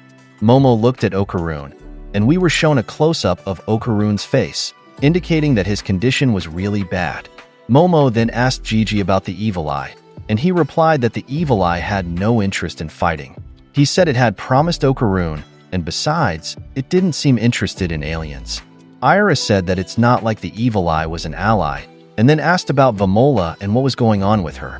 Momo angrily said that Vamola had run away, or rather, she had kicked her out, which seemed to both confuse and surprise Ira. Gigi asked what Momo meant and what had happened. So Momo said that Vamola was a spy for the aliens. She said that the aliens found Earth because of Vamola, and it turned out she was their advanced party. Annoyance was visible on Momo's face, and she called Vamola a dumb skank. Ira threw a tantrum and said, "I knew it," adding that she never trusted Vamola for a second. Gigi said that they didn't understand each other, and asked if Vamola herself hadn't told this to Momo. Ira angrily questioned Gigi about how long he would side with Vamola, saying his womanizing was going too far. Gigi said he was just saying they weren't sure. Momo then asked if Gigi thought she was lying, and Gigi replied no, that wasn't what he meant. Momo shouted that the aliens had told her this directly while she was getting stabbed the shoulder. Wait, Gigi said, they didn't know if the aliens understood their language fully, and there might be some nuance in what they were saying. Momo replied that the words went straight into her head, and nuance had nothing to do with it. Gigi argued that there was a possibility the aliens were misusing their words, and Momo said no, but Gigi asked why. Mr. Shrimp was there, rendered speechless by their argument. Momo angrily asked why Gigi was so convinced by what he was saying, and Gigi asked why Momo was so ready to believe what the enemy said. Momo reasoned that the enemy knew who Vamola was, so that meant she was their ally. Gigi said they should think about it based on their own standards, and that these were aliens. Ira was covering her ears, seemingly fed up with their argument. Momo asked how should they think about it, and told Gigi to say it. At that moment, someone spoke, startling Momo. It was Okarun, struggling to speak, asking them to get along. Momo and Gigi became worried, while Ira called for Mr. Shrimp. Okarun asked if Momo was okay, and Momo replied that she was fine and safe and sound. Tearfully, Momo said she had defeated the aliens, and Okarun said, "Thank goodness." He also asked about Ira and Gigi, and both smiled, saying they were okay. Okarun said they were all amazing, and he tried to say he was completely something, but couldn't finish. Momo said Okarun had fought many enemies, as Mr. Shrimp had told her. Okarun apologized to Momo because his testicle was taken again, and Momo smilingly asked again. "It is what it is," Momo said. She'd just get it back for Okarun like always. Okarun didn't respond, which worried Momo, and she asked what was the matter. She asked Okarun if he had fallen asleep, saying she was talking to him. Mr. Shrimp told Momo to calm down, and it looked like he was adjusting Okarun's medical assistance. Momo asked what happened to Okarun, saying he wasn't answering her. Mr. Shrimp replied that as he said before, Okarun would suffocate from his blood and phlegm if the medical assistance wasn't attached. It probably hurt Okarun, but he had removed it. He said Okarun didn't want to see his friends fighting, so if they didn't get along, Okarun wouldn't be able to sleep. They went outside, and Ira asked why they were having their strategy meeting outside when it was so cold. Momo calmed her down, and Gigi asked Mr. Shrimp if Cheeky had gone home. Mr. Shrimp said yes, because it was too dangerous there. Ira said she was always calm, and that was one of the qualities of a leader. Momo said okay, so Ira shouldn't freak out when she saw what was in front of them. They all looked shocked at what they saw, and it was Scarface. Ira asked what Scarface was doing there, and Mr. Shrimp asked what was the meaning of that. Gigi, on the other hand, couldn't believe Scarface only had an upper body. We see Ira kick Scarface in the face, and he said how mean of Momo to leave him there like that. Momo replied that she couldn't bring Scarface into her house, and Ira told Momo not to say she was planning to cooperate with Scarface. Momo answered that she only planned to use Scarface, and she couldn't bear to cooperate with him. Then, she told Scarface that, as he said, Okaroon's family jewel was taken. Scarface said he knew that would happen, and Ira asked what he was saying. Momo told Scarface to explain, and Scarface said when he heard Okaroon's nut was taken, the chance that his conjecture was correct increased. He added that these aliens were globalists, trying to conquer Earth. Their methods were extremely forceful, but there weren't many of them. It was obvious that they had only fought the advance party, and the main force would follow. To send the main force to Earth, they needed a lot of energy. So they stole that information from the Serpos and learned about Okaroon's family jewels. All of them would serve as a fine battery, but the aliens only got Okaroon's nut, which would still provide a lot of energy to summon the main force. At that moment, Momo remembered Vamola thanking her, and we see a multitude of spaceships, with one resembling a Star Destroyer from Star Wars. Scarface said that the required time to warp to Earth was about 5 days. He explained that Momo and her friends needed to defeat the aliens and retrieve Okaroon's family jewels before they could call their main force. Ira asked how they would find the aliens before the 5 days were up, and Scarface said he had some ideas. Momo mentioned that the problem was whether or not they could beat the aliens. They had no answer for her, and Scarface was also silent. Momo and Scarface looked at each other, and he suddenly said, "You cannot." Ira told Gigi that she could defeat the aliens if no one interfered with her, but Gigi replied that Ira couldn't do it alone. We see Ira punch Gigi, and Momo asked Mr. Shrimp if he could use the spaceship to pick up her grandmother. Mr. Shrimp said it wasn't possible because the spaceship belonged to Ludris. Momo then asked if they couldn't just ask Ludris, but Mr. Shrimp explained that it would be difficult because Ludris was on Earth only by chance at that time. Scarface was surprised that Ludris had been there before, and Momo asked if he was famous. Scarface said that Ludris was all-knowing and all-powerful, traveling through space, and it was said to be a miracle to encounter him even once. Momo was amazed and realized she had kicked someone like that. Scarface couldn't believe Momo had kicked Ludris, and Ira asked what they should do. She was saying something about Seiko not being there, but Momo interrupted, saying it was time to train. Ira asked how much they could practice in 5 days, and Momo said they could compare notes about the aliens' abilities and make a plan based on that. She added that they could predict the enemy's weak spots and train like crazy to hit them. If they wanted to know what could be done in 5 days, that was probably what they could do. Scarface said it was dangerous to stay in that place. The aliens couldn't be active for long, but they could launch repeat attacks. If they assumed that the aliens' objective was to call their main force, then the aliens would want to obtain energy sources for warping. Using Okaroon's nut, they could warp within 5 days. But if they added Momo and her friends' energies, they could call the main force within a day. He reminded them that the aliens were still targeting them, and if they were going to practice, it would be best if they changed locations. Change? Momo said, pointing out that they couldn't move Okaroon, and asked if there was a safe place. Scarface answered that they had a base they used before, and they probably wouldn't be found there. Gigi asked with a smile if they could turn Momo's house into a robot and move Okaroon that way. He added that if the whole house moved, Okaroon would probably be okay, and Scarface seemed to agree. However, Momo refused because she didn't like that robot, and Gigi asked why. He added that he hadn't seen it yet and wanted to see it. He said he wanted to try piloting the robot, but Momo said no one knew the correct way to pilot it. Mr. Shrimp suggested that if Momo didn't like the robot, they could turn it into a vehicle. "That's it," Momo said, while Ira couldn't believe it, and Gigi called Mr. Shrimp a genius. Ira asked who would drive since they didn't have licenses, and Gigi said they might get arrested, so he said no thanks. Momo suggested a bike instead, which made Gigi call her a genius, and Momo said she knew. Ira said Momo really needed to visualize it, and in the next scene, we see the house has become a giant bicycle. Gigi commented on how big it was, and Momo asked how they would pedal it, while Ira checked if Okaroon was okay inside. Momo saw him dangling from the basket, and Ira angrily asked what Momo was doing, telling her to hurry and return the house to normal. Momo did so while saying to let her concentrate, but Ira rushed her because Okarun was injured. The bicycle was changing shape, and Gigi said Okarun was dangling.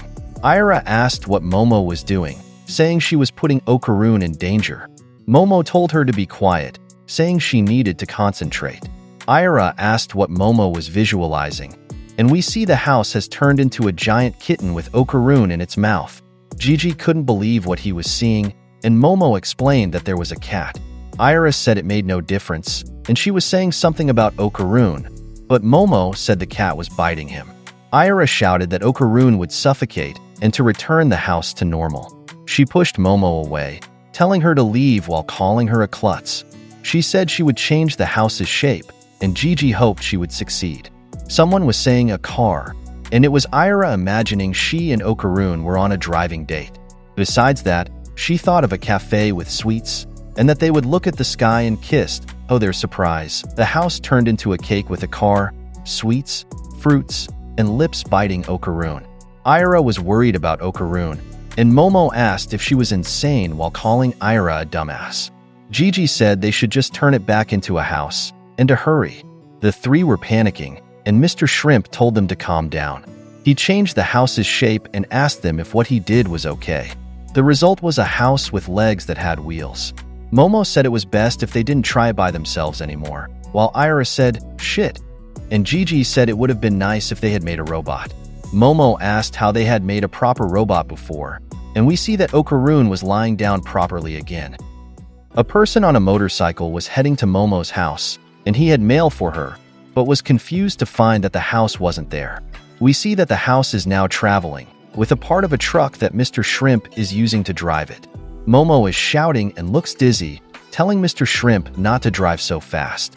Ira says she'll kill Mr. Shrimp because they seem to be getting tossed around inside the house due to the speed. Mr. Shrimp tells them not to complain while he's driving because it's irritating. He says he's a believer in love and peace, so they shouldn't annoy him. And he makes the house jump over other buildings, causing Momo and the others to bounce inside. We see a forest, and Mr. Shrimp drives the house up a mountain to reach the place Scarface mentioned. The house returns to normal and settles in the middle of the forest on the mountain. Mr. Shrimp says they've arrived as he gets down from the truck, and he seems surprised by what he sees, so he asks if everyone is okay. He finds them asleep and says that's mean because he put a lot of effort into driving. Momo is very dizzy and tries to say something to Mr. Shrimp but can't finish. In the next scene, everyone is awake, and Momo asks if that is the location of Nagi Hospital, since there's nothing there, and Scarface replies that is thanks to Momo. He adds that radio waves are naturally jammed in that region, making it likely impossible for anyone to pinpoint their location. He says they can hide there from the aliens, and Momo appears to be thinking. Scarface instructs Gigi to remove a metal sheet covering something, and Gigi agrees. While Gigi is removing the metal sheet, Momo says she's happy they won't be found, but the place is absolutely barren. There's no stock of food or anything else. When Gigi removes the metal sheet, two doors appear, and Gigi is surprised, asking if it's a secret base. Scarface says it's the hospital's underground shelter, and there are plenty of food and water inside. It's enough for a group their size for a week, and we see Gigi opening the shelter door.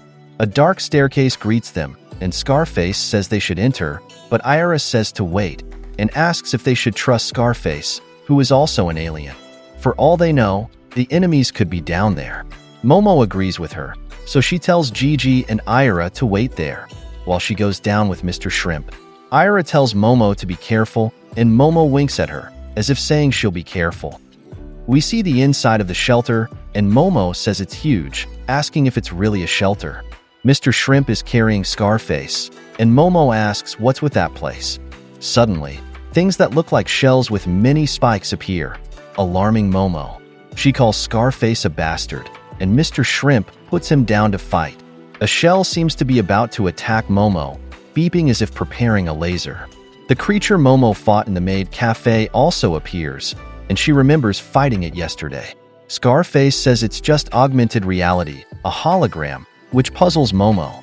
Scarface explains that those are combat use simulators. They scan enemy images retained in the eyes and produce three-dimensional versions of that data. It can reproduce any image a person has seen in the past 36 hours.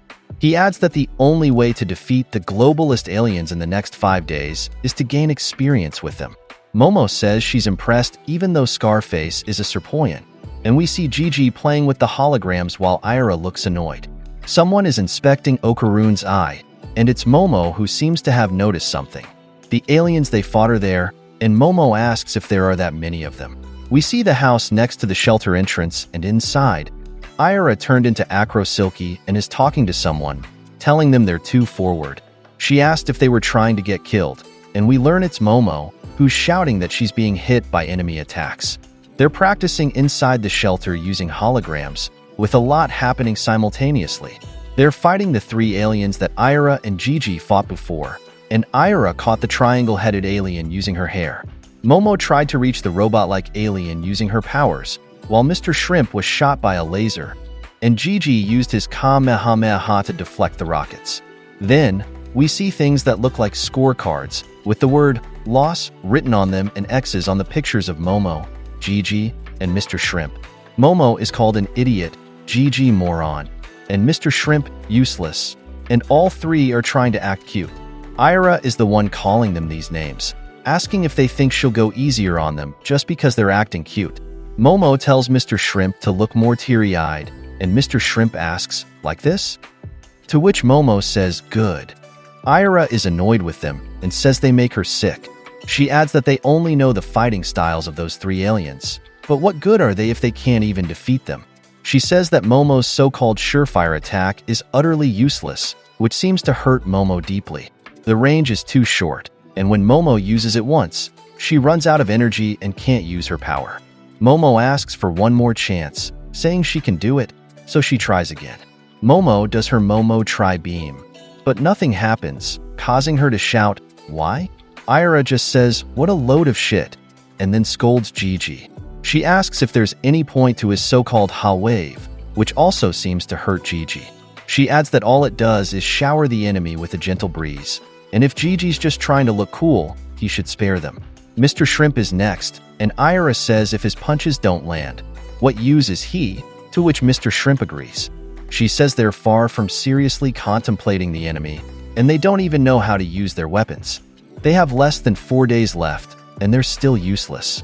She says they really need to think about how they'll function, and they all say, "Quite right, ma'am," in unison.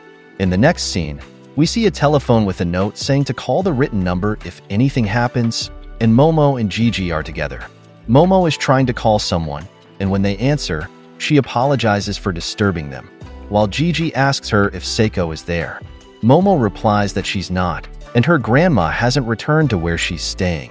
Gigi asks if Seiko doesn't have a phone, and Momo, seemingly annoyed, asks where her grandmother could have gone at a time like that.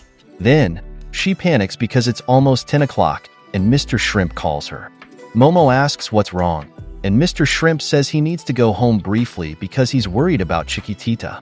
Momo says she understands, and Mr. Shrimp leaves with the house, which he's given legs with wheels again, saying he'll be back tomorrow. Momo tells him to bring back the house, while Gigi says to drive safely. We see that they've made rooms using curtains, and they have sleeping bags laid out. Momo wakes up and carries her sleeping bag to another part of the shelter. She sits next to some shelves and tries to sleep while covering her ears. Gigi arrives and checks on her, and Momo says Gigi won't be able to sleep properly if she's there. So Gigi asks why.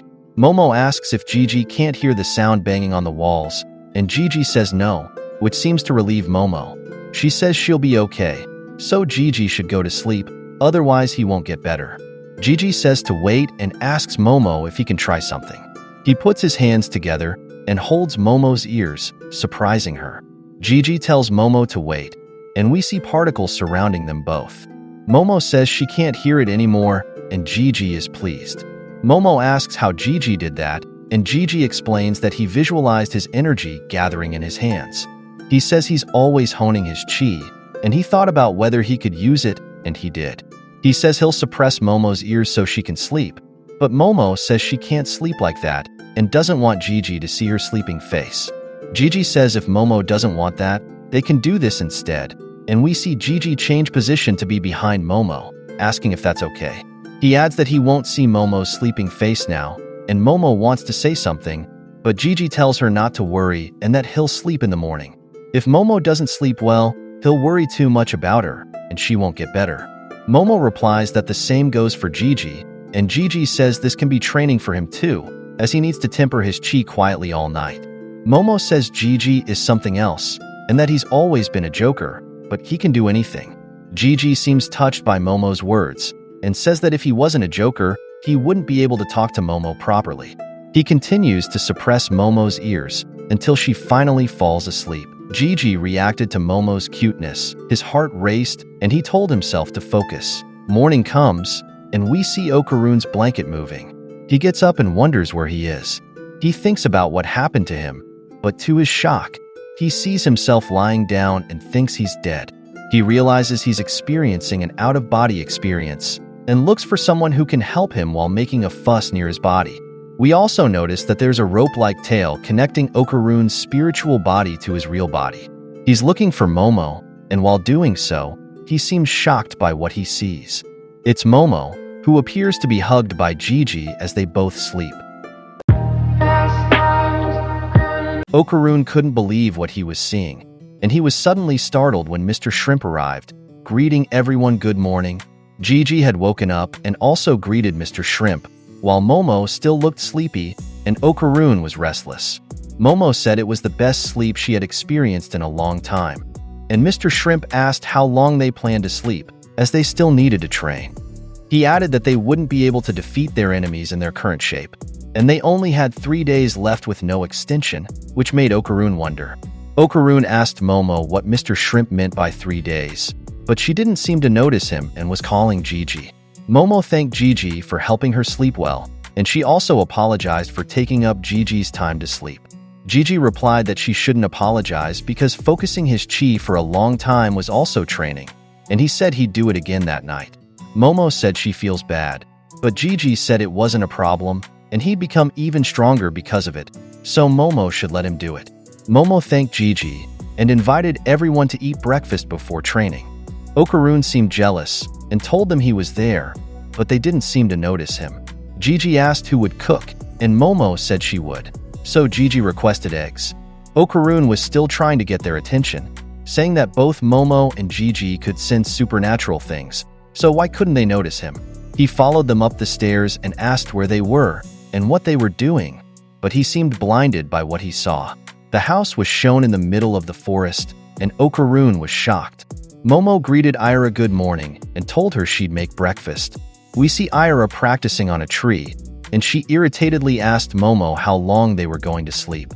Okarune was surprised that Ira was there too, and he tried to get her attention, but she didn't notice him either. Ira said that Momo and Gigi were sleeping while hugging, which was disgusting, but Momo replied that they weren't hugging. Ira then said that with Okarune immobile, they had no choice but to fight on their own, which seemed to shock Okarune.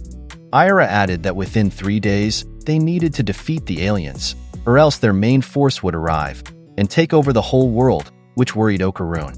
Momo replied that they already knew that, so they should eat, and Okarune thought about the arrival of the enemy's main force.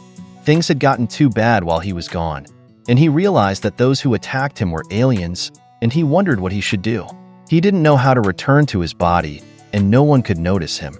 Then, he saw Gigi laughing at how Momo's face looked while sleeping, and Momo said her eyes weren't open.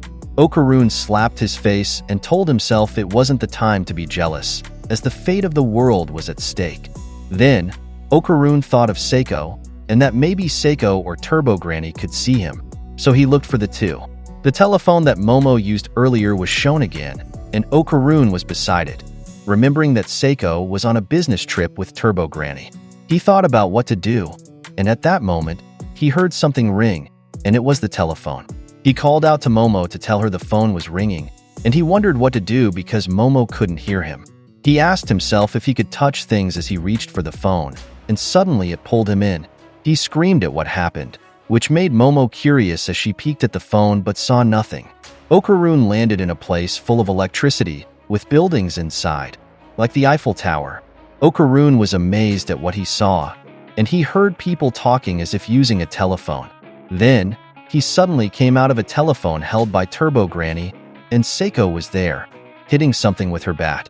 Seiko's opponent looked like a giant robot, and Okarun was very surprised, asking what happened.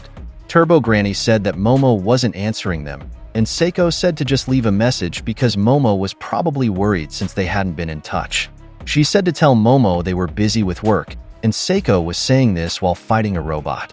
Someone called Seiko's name at that moment, which confused her, and Turbo Granny answered the phone saying it was her. Seiko asked who was there, and someone said something unintelligible to her. Seiko made a gesture with her hand and saw Okarun. She asked him what he was doing there, while Turbo Granny is on the phone. Okarun was surprised that Seiko could see him, and the robot was just standing in front of them. Seiko asked what was wrong with Okarun, if he was dead, and what happened to Momo. Okarun replied that their situation was bad too, and Seiko needed to come back. The robot tried to attack, and while Seiko was fighting it, she said it was annoying, and asked Okarun to let her defeat her opponent first. We see Seiko holding a talisman, while she's surrounded by a dark substance. "Wait," said Okarun, but Seiko had already disappeared into this dark thing, and someone said it took 3 days to use the power of the god of that place. We learn it was Seiko who said this, and she blew up the robot she was fighting. She added thanks to the god of that place, while Turbo Granny said on the phone not to eat her chips on the shelf. We see an old woman thanking someone, saying she no longer needs to live in fear with spirits. She's talking to Seiko, who replied that it's good, and Turbo Granny said they should eat crabs since they're done. Okarun asked if that was okay, since the woman's house was destroyed, but Seiko answered that insurance would pay for it, so it would be fine. Okarun asked what kind of insurance it was, and Seiko said she didn't know. Maybe Prefectural Citizen Mutual Aid. She added that was enough about that, and asked Okarun how he ended up like this. She asked if he had trouble with Reiko Kashima, and Okarun said no. He explained that they were attacked by tough space aliens, and within 3 days, they would launch a full-scale invasion of Earth. Seiko seemed surprised by Okarun's story, and Okarun said they should forget the details and that Seiko should go home. However, Seiko said she couldn't because she borrowed the power of the local god for the work she did, and they needed to visit temples for the next 3 days to give thanks. Okarun couldn't believe they would do that for 3 days. He said the fate of the world was at stake, and it might be too late after 3 days. But Seiko said they had to visit the temples because those were the rules. Seiko then asked what the others were doing, and Okarun replied that they were safe, but the enemy was powerful. He added that he wasn't sure if they could defeat the enemy on their own, so he again asked Seiko to return, but Seiko repeated that she couldn't. She added that Okarun needed to return to his body, or he would die, which shocked Okarun. Seiko said the string connected to Okarun's behind was thinning, and if it broke, Okarun wouldn't be able to return to his body.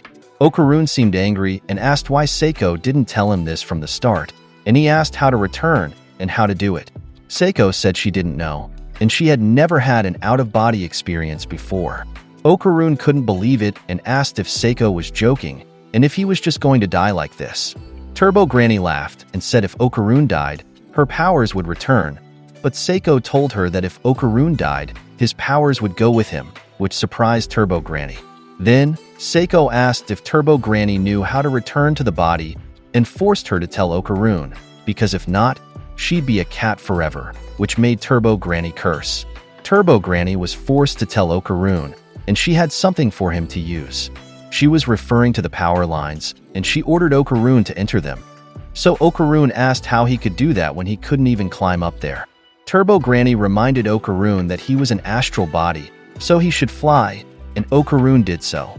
Then, Turbo Granny told Okarun to jump into the cables, and Okarun did it and got there. Okarun remembered that was right, and he jumped into the lines, but he bounced off, so he told Turbo Granny. Turbo Granny said spirals were the answer, and Okarun should be more aware of spirals. Turbo Granny explained that everything in the world is made of spirals, like the arrangement of branches and leaves, how seeds are attached, a typhoon, the Milky Way, and DNA. Okarun jumped again saying he got it, and he spun his body like a spiral, but the lines bounced him off again. Turbo Granny called him an idiot and asked what the point of his spinning was. Seiko told Okarun that there's an electric current passing through the cables, and Okarun said that was true, but asked what that had to do with spirals. Seiko answered that it was the magnetic field, and there's a spiral-shaped magnetic field flowing around the current, which gave Okarun an idea. We're shown what Seiko was referring to, and Okarun understood. He said that if he went straight into the cable, he'd be repelled by the spiraling magnetic field. But if he followed the flow of the spiral and used it, he could enter it, and he shouted that he did it. Turbo Granny said to do the same to return to his body, but Okarun suddenly came out of the cable and said he was repelled again. Turbo Granny said Okarun needed to keep moving inside the cable, or he'd be repelled. She added that her power was to run at 100 kilometers per hour anywhere, so she could run inside the cables even without an astral body.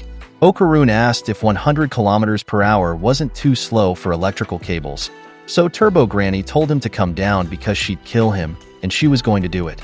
Okarun said that before when he went there, it only took seconds, and Turbo Granny said that was because Okarun had an astral body, and he shouldn't call her slow.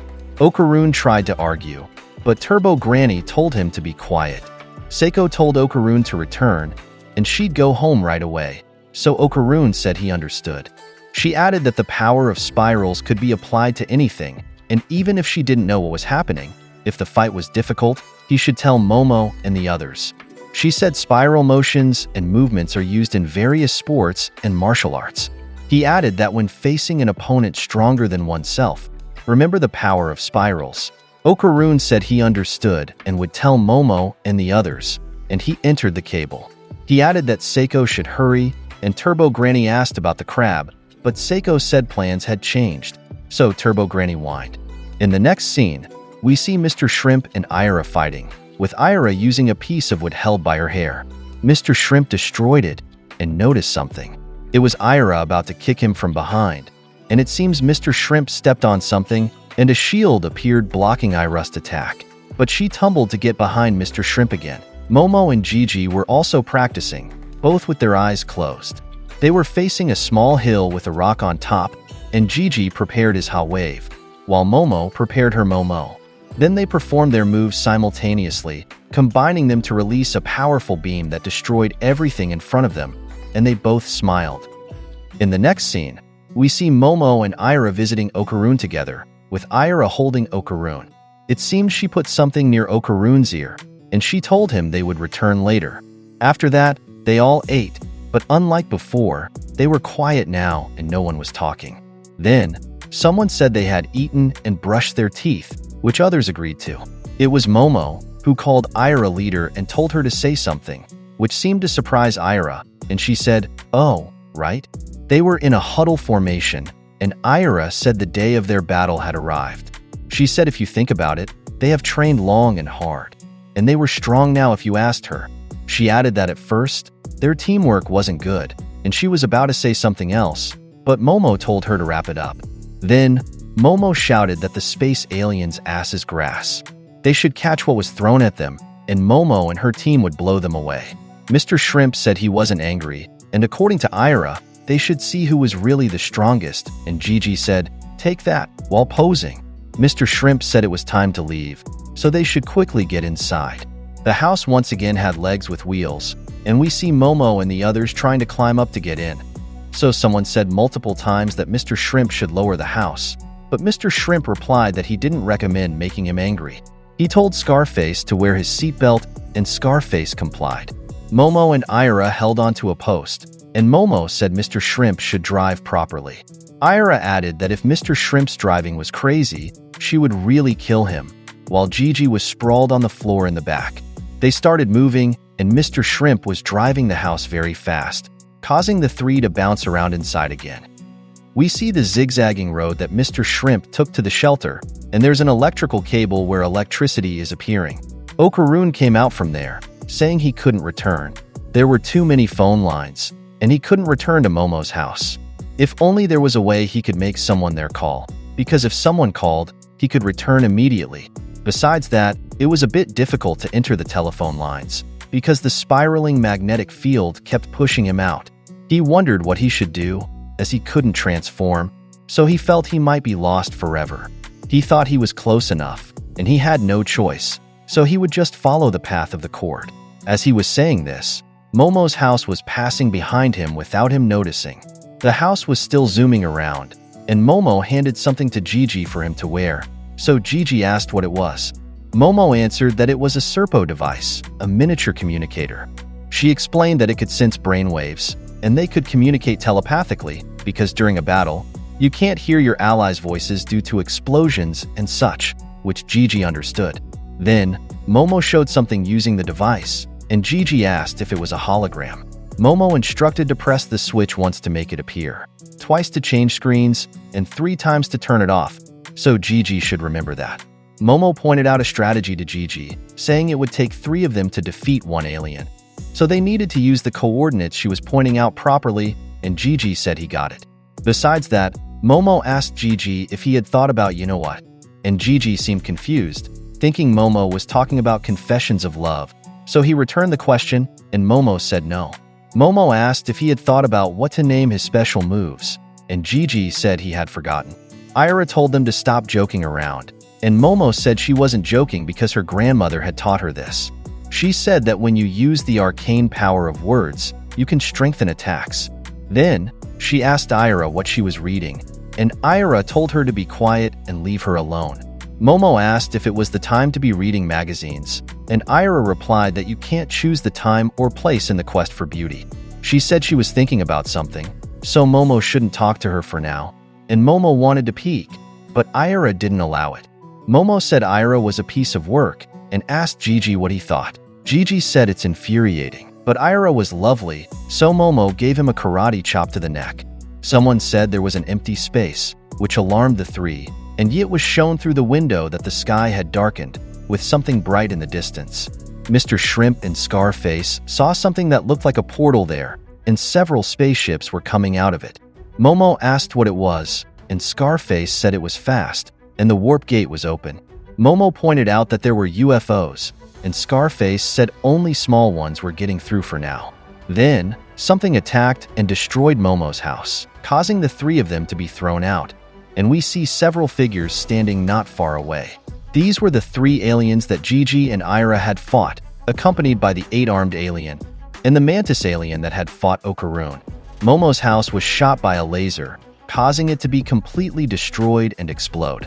The aliens in Momo's group began to fight, with Ira kicking the triangle-headed alien in the face, while Mr. Shrimp delivered a hook punch to the 8-armed alien and an uppercut to the mantis alien. The mantis alien used its extremely sharp arms to try to slice Mr. Shrimp, but he quickly avoided it and even managed to counter with an uppercut that sent the mantis alien flying. Then, the 8-armed alien charged at him, grabbing his hands and feet so he couldn't move, and it looked like the laser alien was about to shoot. It was Mr. Shrimp, held by the 8-armed alien, who seemed to be holding Mr. Shrimp towards the laser alien, but something appeared to pull its arms, so Mr. Shrimp wasn't hit by the laser.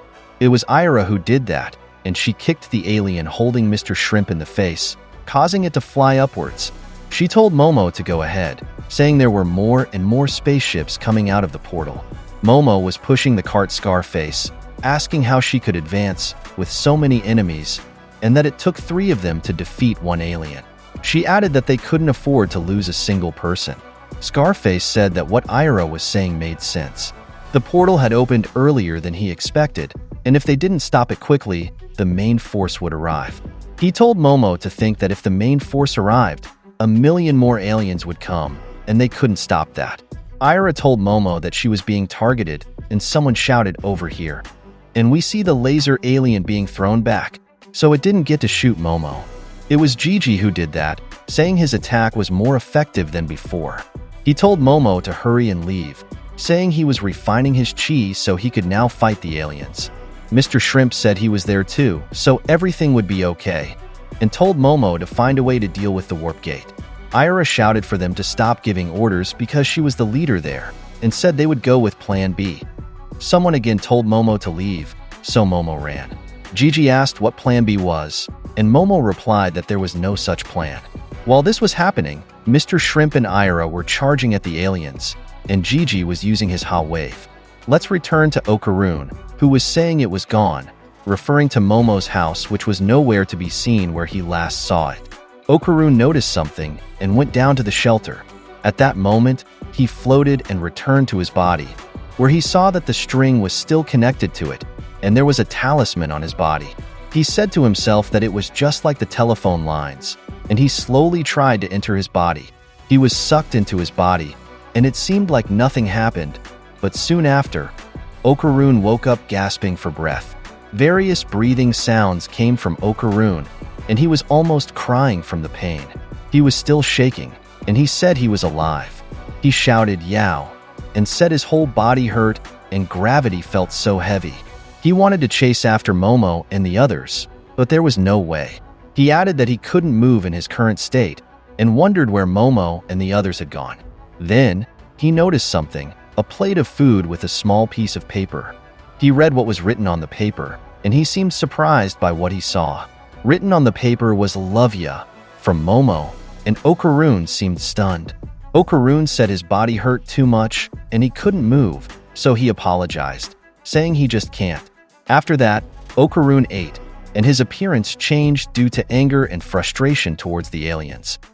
Let's return to the battle, where the aliens have recovered. The 8-armed alien is holding Ira while punching Gigi, and Mr. Shrimp is once again fighting the mantis alien. The alien unleashed various attacks on Mr. Shrimp, but he avoided them by slipping, rolling, and ducking. However, something seemed to trigger the alien, and it managed to slash Mr. Shrimp's head, followed by continuous attacks. Then, the alien noticed a car being thrown at it, so it stopped attacking Mr. Shrimp to catch the car. We learned that it was Ira who did this, telling Mr. Shrimp that he was too forward and should get back, and she had many cars in her grasp, which she threw at the mantis alien. Before the cars could hit the mantis alien, they exploded, as they were shot by missiles from the rocket alien. That greatly irritated Ira.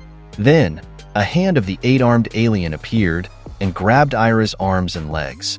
Ira noticed something at that moment. It was the laser alien shooting her, and just as it was about to hit, the laser suddenly curved, surprising both Ira and the alien. Gigi was responsible for this using his Ha wave, and he said the laser alien couldn't get away with that, while Mr. Shrimp charged at the 8-armed alien.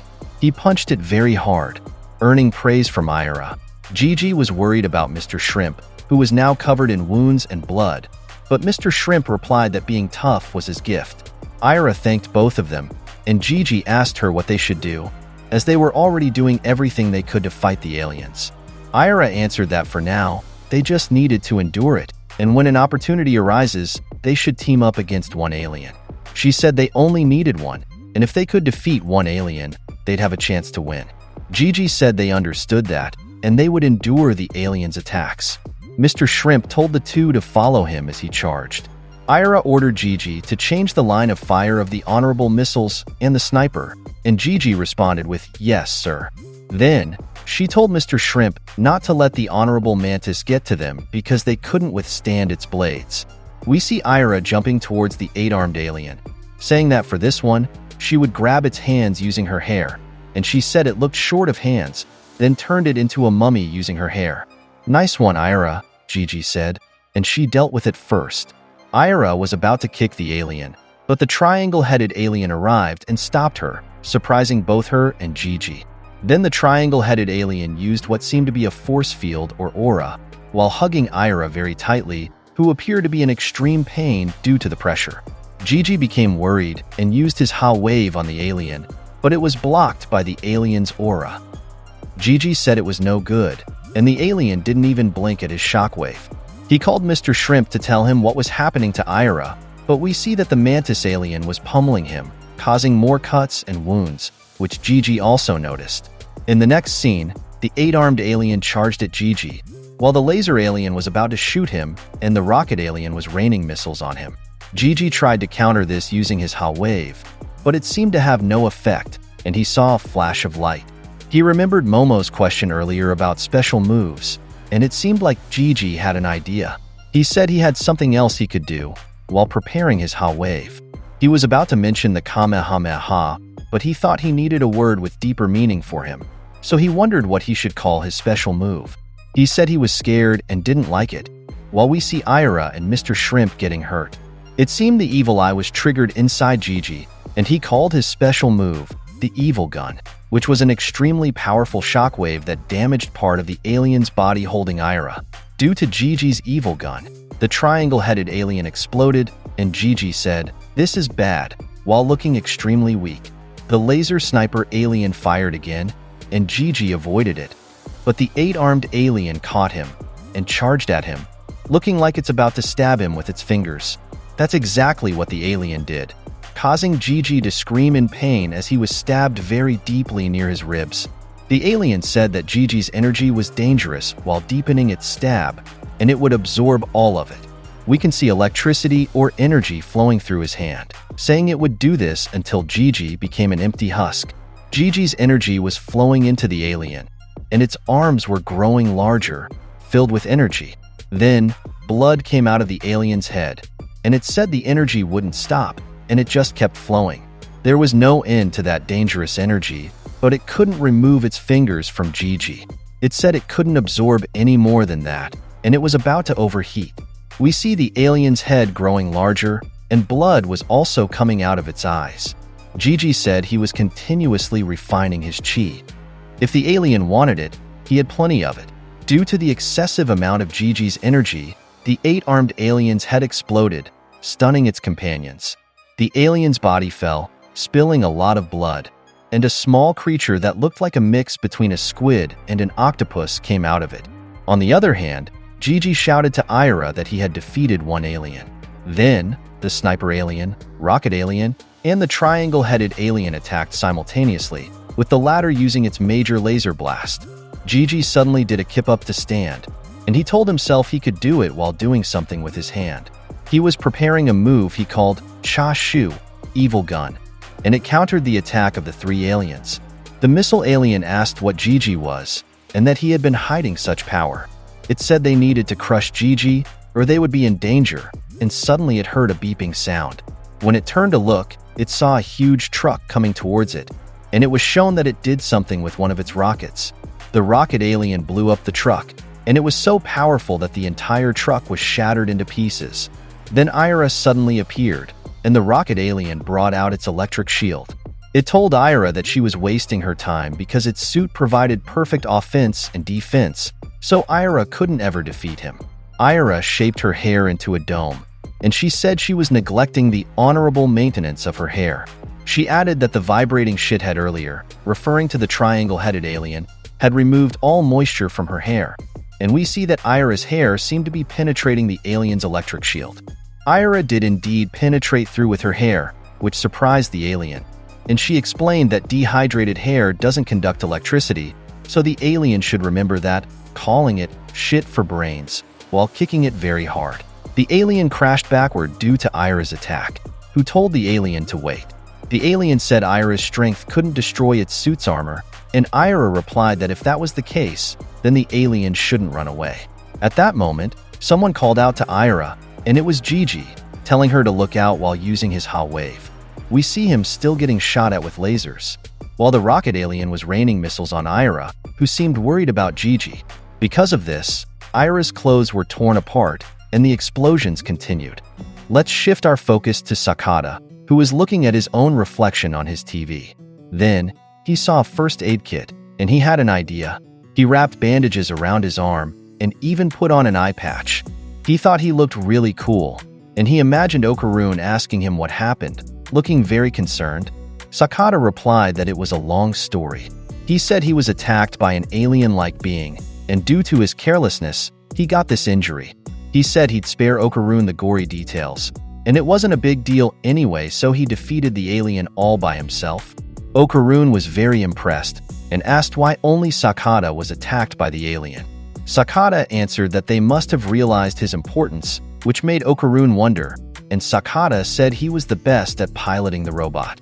Okarun said that was true, and Sakata said that was the story.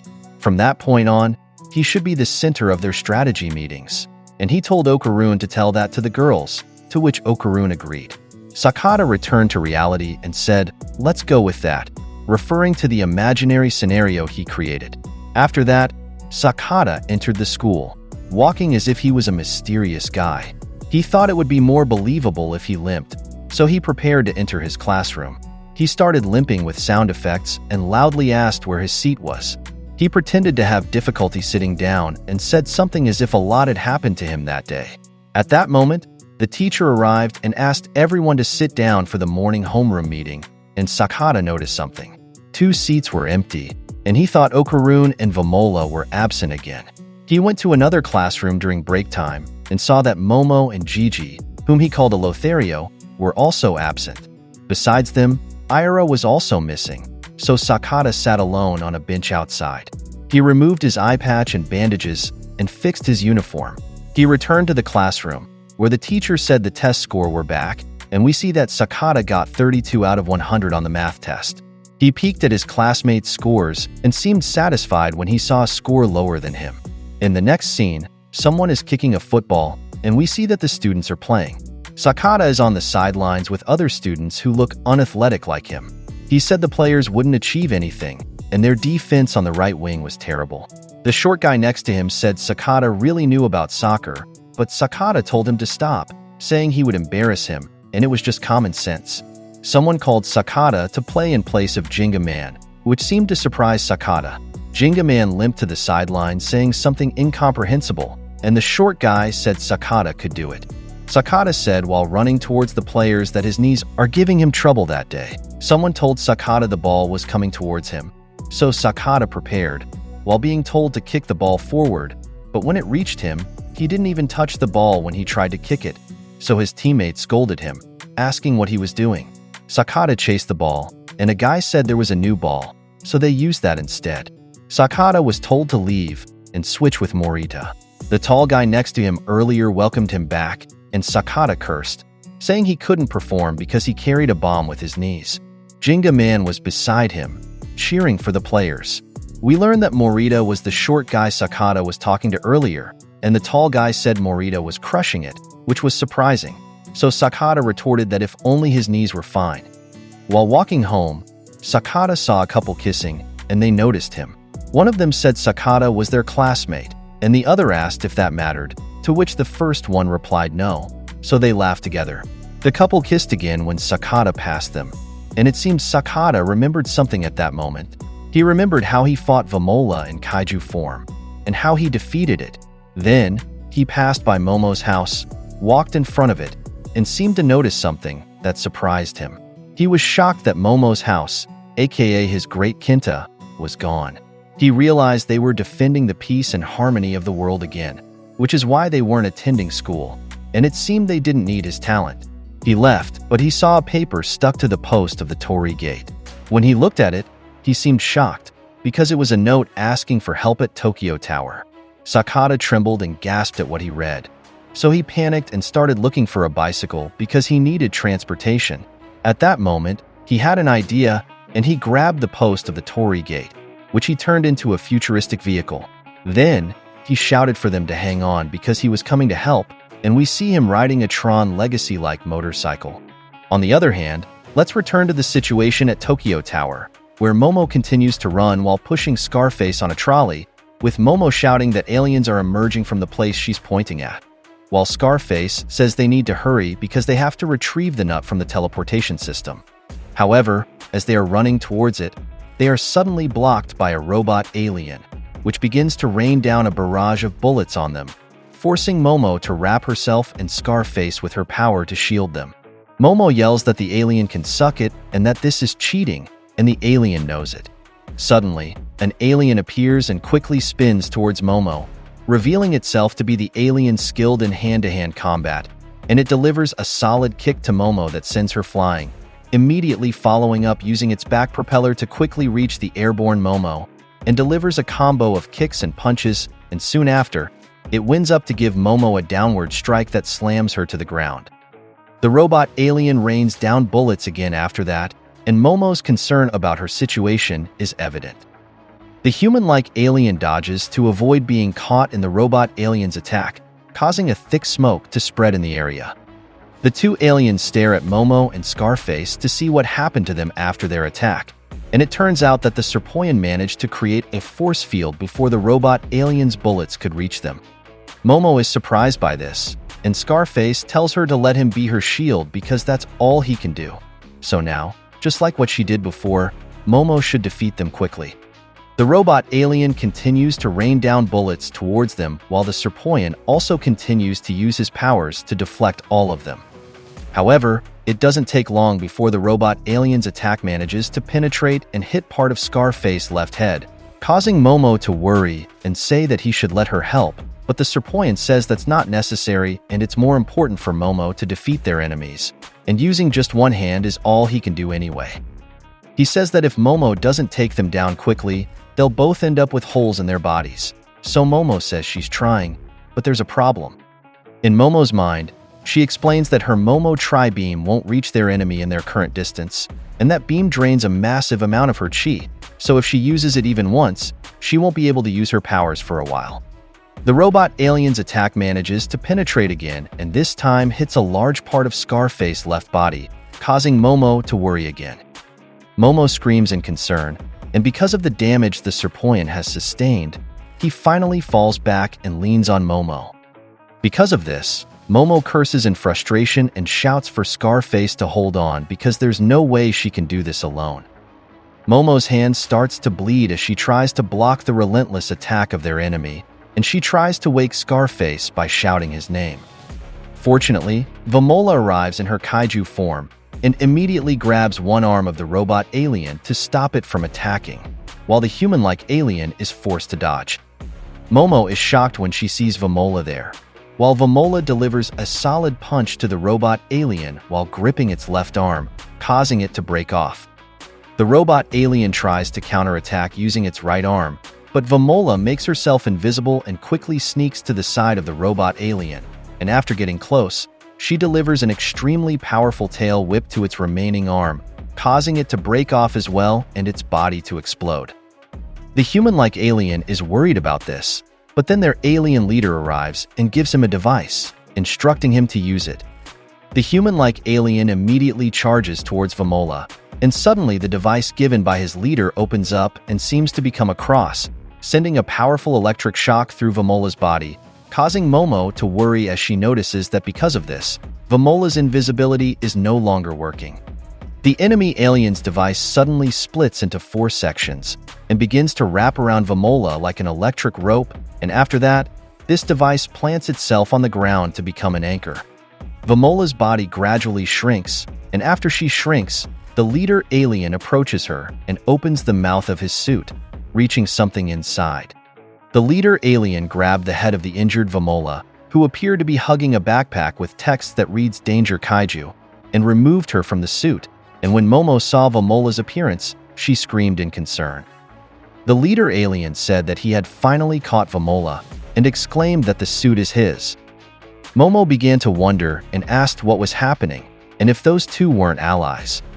Vamola's head started to bleed slowly due to the tight grip of the leader alien, but she still managed to call Momo's name, causing Momo to stare at her, and when she got her attention, she smiled at her and happily said the words "thank you," while remembering the brief moments of bonding they had with Momo recently.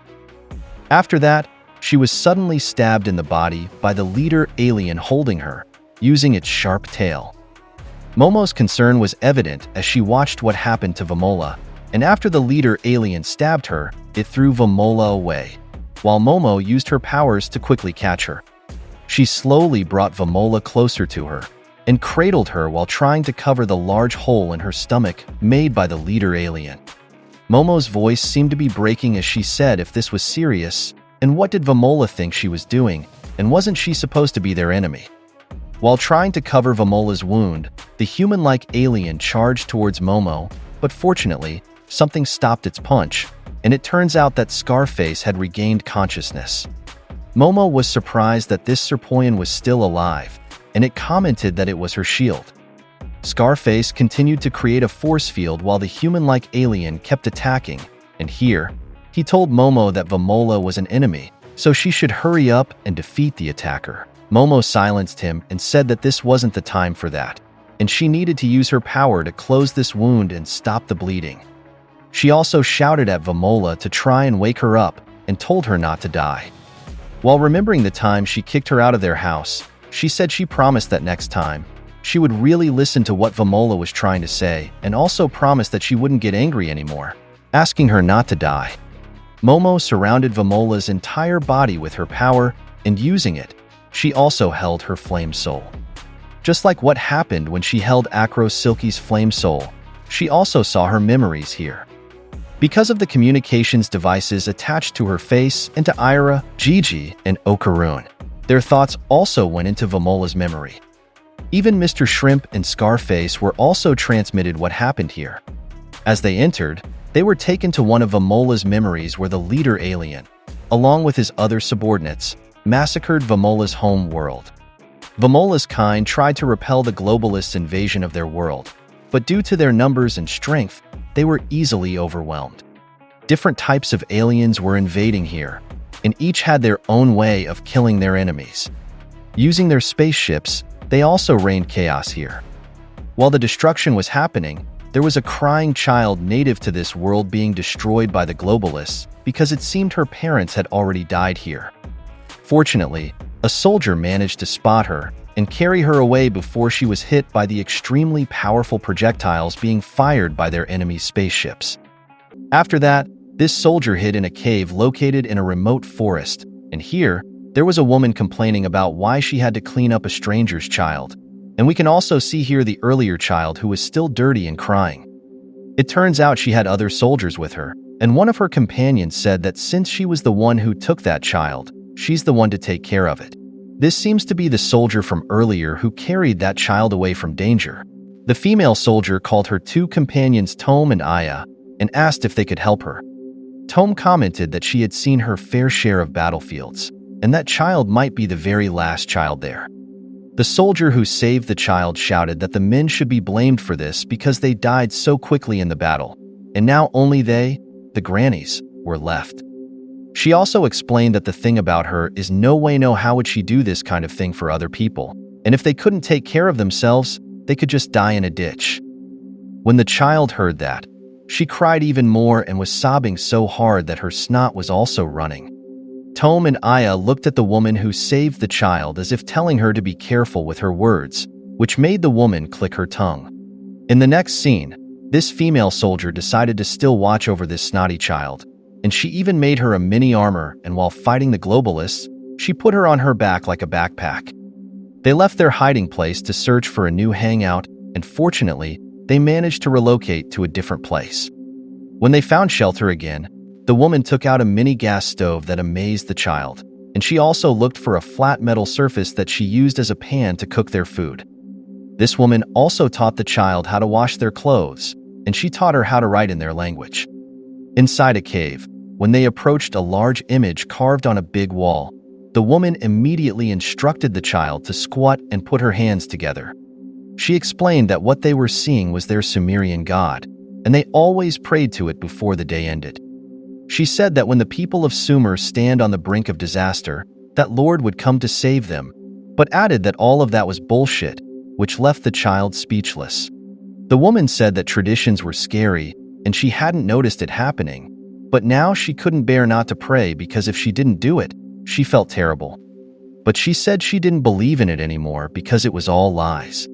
She said those people said war wouldn't happen in their day and age, so they went and made the government all small, and they ended up getting invaded by enemy aliens. She further explained that the same goes for men. She said they like to talk big, but now she's questioning that because when there's a crisis, they're not there, just like their god. So that's why she said she watches out for herself, and she doesn't care about others. She said she would survive this bullshit even if it means sacrificing some people to do so. In the next scene, their long-lasting war against the Globalists continued, and we saw the snotty child grow up in battle. After some time passed, Vamola was shown to us, and it turns out she was the child rescued by those granny soldiers. She happily called the woman who took her in mother and showed her a garment she found in the ruins, saying it was awesome because she could run fast in it. The woman turned to her and clicked her tongue, shouting at her not to call her mother and to call her Miss Bunga instead. She said they weren't related, so she should address her respectfully. When Miss Bunga asked if Vamola understood, Vamola just happily ran again while saying she should stop that and called her mama, which irritated Miss Bunga again. Tome commented that Vamola was growing big and strong. while Aya said that Miss Bunga didn't need to worry about her old age, to which Miss Bunga replied not to be ridiculous. Tome called Vamola and said she wouldn't be angry if she called him mother, but Vamola refused, making Tome and Aya laugh at her reaction.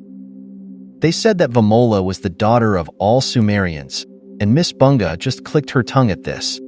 After that, we moved to the planning of the remaining Sumerian survivors, and one of them said that according to the scouts, there were approximately 3,000 Sumerians still alive to the west, so they would go there to join them. Tome was amazed by this and asked if there were really that many still there, while Miss Bunga was skeptical and asked how sure they were that those people were still alive. So the one who gave them the information said that even the enemy couldn't wipe out 3,000 Sumerians in the blink of an eye. Because of this, they continued their journey towards the west while keeping their guard up, and Tome commented that this was the first good news in a long time, and if there really were that many survivors there, they might be able to win this war. Miss Bunga instructed Vamola to stay in the middle of the formation and keep herself surrounded. Suddenly, they were halted by the woman who gave them the information, so they quickly hid behind trees and rocks. It turns out they saw members of the Globalists here, feeding their members to a large and frightening alien with features of a hive queen from an insect colony. They recognized the species of this alien and called it a Big Mama. Vamola vomited when she saw this scene, while Miss Bunga commented that it looked like a group similar to theirs had been caught, and Tome felt sorry for them. Miss Bunga explained to Vamola that the Big Mama eats people, then uses them for nourishment and uses them to give birth to weapons. She said that underneath all that, their enemies were actually frail, soft-bodied things that couldn't survive unless they wore armed suits produced by their mama. They saw a kaiju-like suit, which we saw Vamola wearing when she first appeared to us, come out of the Big Mama's bottom, catching Vamola's attention. Vamola noticed here that the weapon looked like their god, so Miss Bunga explained that all the people eaten there had asked their god for help and died. She said that weapon was the very embodiment of Sumerian hate. After watching this horrific scene, the group decided to continue their journey, so Vamola asked if they weren't going to help those people, to which Miss Bunga replied that they couldn't do anything, and if they didn't hurry to get to the other 3,000 Sumerians, they would end up in the same situation.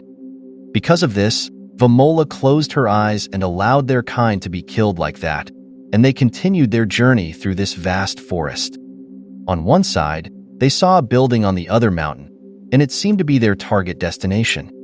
They cheered each other on not to get tired during their long journey, and they traversed the steep paths to reach their destination. Before long, they've reached their goal, but what greeted them was not a building, but a flat field. As they stared intently at this place, Tome was dismayed while Aya asked what had happened here. While panting heavily, Vamola commented that this couldn't be possible and that there was a building here just a moment ago. And at this point, Miss Bunga quickly realized that what they had seen was just a hologram. Suddenly, the soldier next to Miss Bunga was hit in the head by a projectile, and it turned out that the building they saw was just a trap as several members of the Globalists emerged and started shooting at them. They immediately retreated, but there were also Globalists who appeared behind them, so they decided not to separate and to stay in a cluster. While this chaos was happening, Vamola was just in the middle of them, and she was almost hit by one of the projectiles there. Vamola couldn't stand due to the pressure of the battle, but fortunately, Miss Bunga pulled her to get her moving, and immediately told her to move and asked if she was trying to die there. Aya spotted a path, so she quickly told them they could slip through there to escape, so they immediately took that route while Tome covered them. They moved quickly to get out of their dangerous situation while continuing to keep pace with the aliens, and because of the ambush, they fell one by one. After the onslaught brought by the Globalists, fortunately, they managed to hide in the forest inside a remote cave, but Miss Bunga had sustained a wound on her side, and only the four of them, Tome, Aya, Vamola, and Miss Bunga, were left from their group. Inside the cave, they caught their breath and rested, but after Vamola was able to focus on what was happening, she saw that Miss Bunga had been hit on her left hip, so she immediately approached her while saying she was hurt and called her mama. So Miss Bunga corrected her again and said not to call her that and to call her Miss Bunga. Vamola quickly took out a bandage for the wound and said they needed to put it on, while Miss Bunga irritatedly said what did she think she was doing there. She said that was their last remaining bandage, and she didn't need it while slapping it away from Vamola's hand. Vamola was puzzled by this and asked why not, and why Miss Bunga was always like this, and Miss Bunga replied not to look at her as if they were family, because they were all strangers there and she couldn't trust other people. She said they were in this situation because they trusted other people. It was all over here, so she should accept that. Vamola just cried in frustration while hearing this, while the grannies with her just rested in their seats. Suddenly, Tom spoke and said she wanted to see the ocean, and she immediately cocked her rifle. She explained that she grew up in a poor mountain town, so if she was going to die anyway, she might as well do it where she could see the beach. Aya also cocked her gun and said it was a good idea and she would join her, so Tom commented that if she came along, she wouldn't be able to see the water because Aya's fatness would block it. The two stood up, but before leaving, Aya asked if Vamola and Miss Bunga would come along, but they just stared at them, though they understood that they wouldn't join, so they just smiled at them and left their hiding place. After the two left, Vamola lay down on Miss Bunga's lap, so she asked what she was doing, to which Vamola explained that she would lie on her lap and die like that, and she called her mama again. Miss Bunga said she was heavy, and asked if she really needed to watch over her until her last breath, to which Vamola agreed and reasoned that she picked her up, so she was responsible for her. After that, Vamola suddenly said that Miss Bunga should just kill her. Tearfully, she explained that she didn't want to be killed by the Globalists, but she didn't care if Miss Bunga did it. Miss Bunga stared at her rifle, and she moved to pick it up. She pointed it at Vamola's head, and she prepared to shoot her. Miss Bunga put her finger on the trigger of the rifle, but when she was about to pull it, she suddenly said that before their world became like this, she was a cook in a royal palace. She said she had honed those hands to make food that people would happily eat, not to hold a gun. Miss Bunga's voice gradually broke and she started crying, and she added that she hadn't gone through all that effort just to kill people, and she just cursed in frustration. Her heart couldn't bear to kill Vamola and she just started sobbing, and because of that, Vamola also started crying and hugged her to comfort her. The two continued crying, but suddenly Miss Bunga shouted and pushed Vamola away, so she was puzzled and asked what it was. Miss Bunga held her head and asked what her problem was, while Vamola also kept asking what the problem was, and if Miss Bunga's wound was hurting, she should use that bandage. Miss Bunga quickly took the bandage and shouted that if so, she should hurry and give it to her. So Vamola was surprised and asked why she was acting like this, and it was out of nowhere. After putting on the bandage, Miss Bunga stood up and invited Vamola to leave because she remembered something, so Vamola wondered where they were going. Miss Bunga explained that many intellectual types used to come to the palace, and she once heard them talking about a Sumerian myth. She said that long ago, the Sumerians had a second homeland, a place called Idea from which they migrated. She added that the means of travel used at the time was the pyramid, and for thousands of years, the royal family was in charge of one, an ancient massive hunk of stone. She then suggested that maybe they should take that risk and gamble on that Sumerian myth. She said they should call Tom and Aya and get them to come back because they needed numbers. On the other hand, we were shown the pyramid Miss Bunga was talking about, which was in the hands of the Globalists, and it was floating high in the air. It was also shown that it was on a small island that looked like it had been made into a base by their enemy. After that, we moved to Tom and Aya, who were still trying to get closer to the sea, but they couldn't do it because of the aliens stopping them. While exchanging attacks, Tom asked if Aya could see the sea yet, to which she replied no, and that they needed to get a little closer. They were irritated because the aliens were still preventing them from getting closer, so Tom shouted at them asking if they thought she would die there without seeing the water. Suddenly, two of the aliens attacking them exploded, surprising them, and someone commented behind them that they were such slow old broads, and that they should have at least hurried up and seen the water. It turns out it was Miss Bunga and Vamola, and she told them that they were going to escape from there and leave this piece of shit world behind. In the next scene, they arrived at the outskirts of the Globalist base where the pyramid mentioned by Miss Bunga was hidden. They managed to sneak into this base and slowly approached while observing what was happening there. They saw numerous prisoners here, and Vamola noticed that they were not like them. So Miss Bunga explained that these were Sumerian men and asked if she had never seen such before. She thought they had been wiped out, but now they were here, docile and captured. Vamola asked what they were going to do there and if they were going to help them, to which Tome replied that it was crazy talk and besides, they came here to say goodbye to this world, so they should just quickly get that pyramid. However, Miss Bunga suddenly said that they would liberate those enslaved men, which surprised Tome, who asked what she was talking about. So Miss Bunga told her to look at this carefully. She said they couldn't do this alone, and they needed greater numbers because their enemies here were also numerous. Vamola suddenly stood up and ran while shouting that they should start now, and if they sneak in from behind, they could undo the restraints without being noticed, to which Aya shouted to wait, while Miss Bunga pointed out that this was not the time to be impatient. Because of this, Vamola responded while remembering the horrific scene she had witnessed, saying that all this time she had been so frustrated, and all this time she had been wishing she could have saved them. When Miss Bunga and the others heard her reason, they immediately stood up and followed her. Vamola slowly entered the group of male prisoners here and approached one of them. He noticed her, so he turned to her, so she whispered to him not to face her and just look straight ahead. After Vamola destroyed the handcuffs on this man, instead of staying quiet, he suddenly ran away, causing Vamola to whisper at him to stop. Tome and the others cursed and said they had been discovered, so Miss Bunga quickly ordered them to throw a smoke screen. Vamola was spotted by one of the drone aliens here, and it immediately informed its group that there were trespassers in their base. The drone aliens started raining bullets, but they only hit the prisoners, so Vamola managed to counterattack and exploded. Inside the smoke screen, Miss Bunga and the others continued firing, and she told Tome and Aya that they needed more smoke, but they didn't have any more, so they just needed to force their way through, to which Aya shouted to make a break for the pyramid. There was a rocket alien that released many homing missiles towards Vamola, so Tome shouted at her to look out, but it was too late. However, someone suddenly pushed her before the missiles landed. Because of this, Vamola was saved from the extraordinary damage she would have sustained, but due to the force of the explosion, she still received some damage and felt a bit dizzy. When she sat up, she immediately saw Miss Bunga lying beside her, and it turned out she was the one who pushed her. Her eyes widened in shock and concern, so she immediately shouted the words "Mama."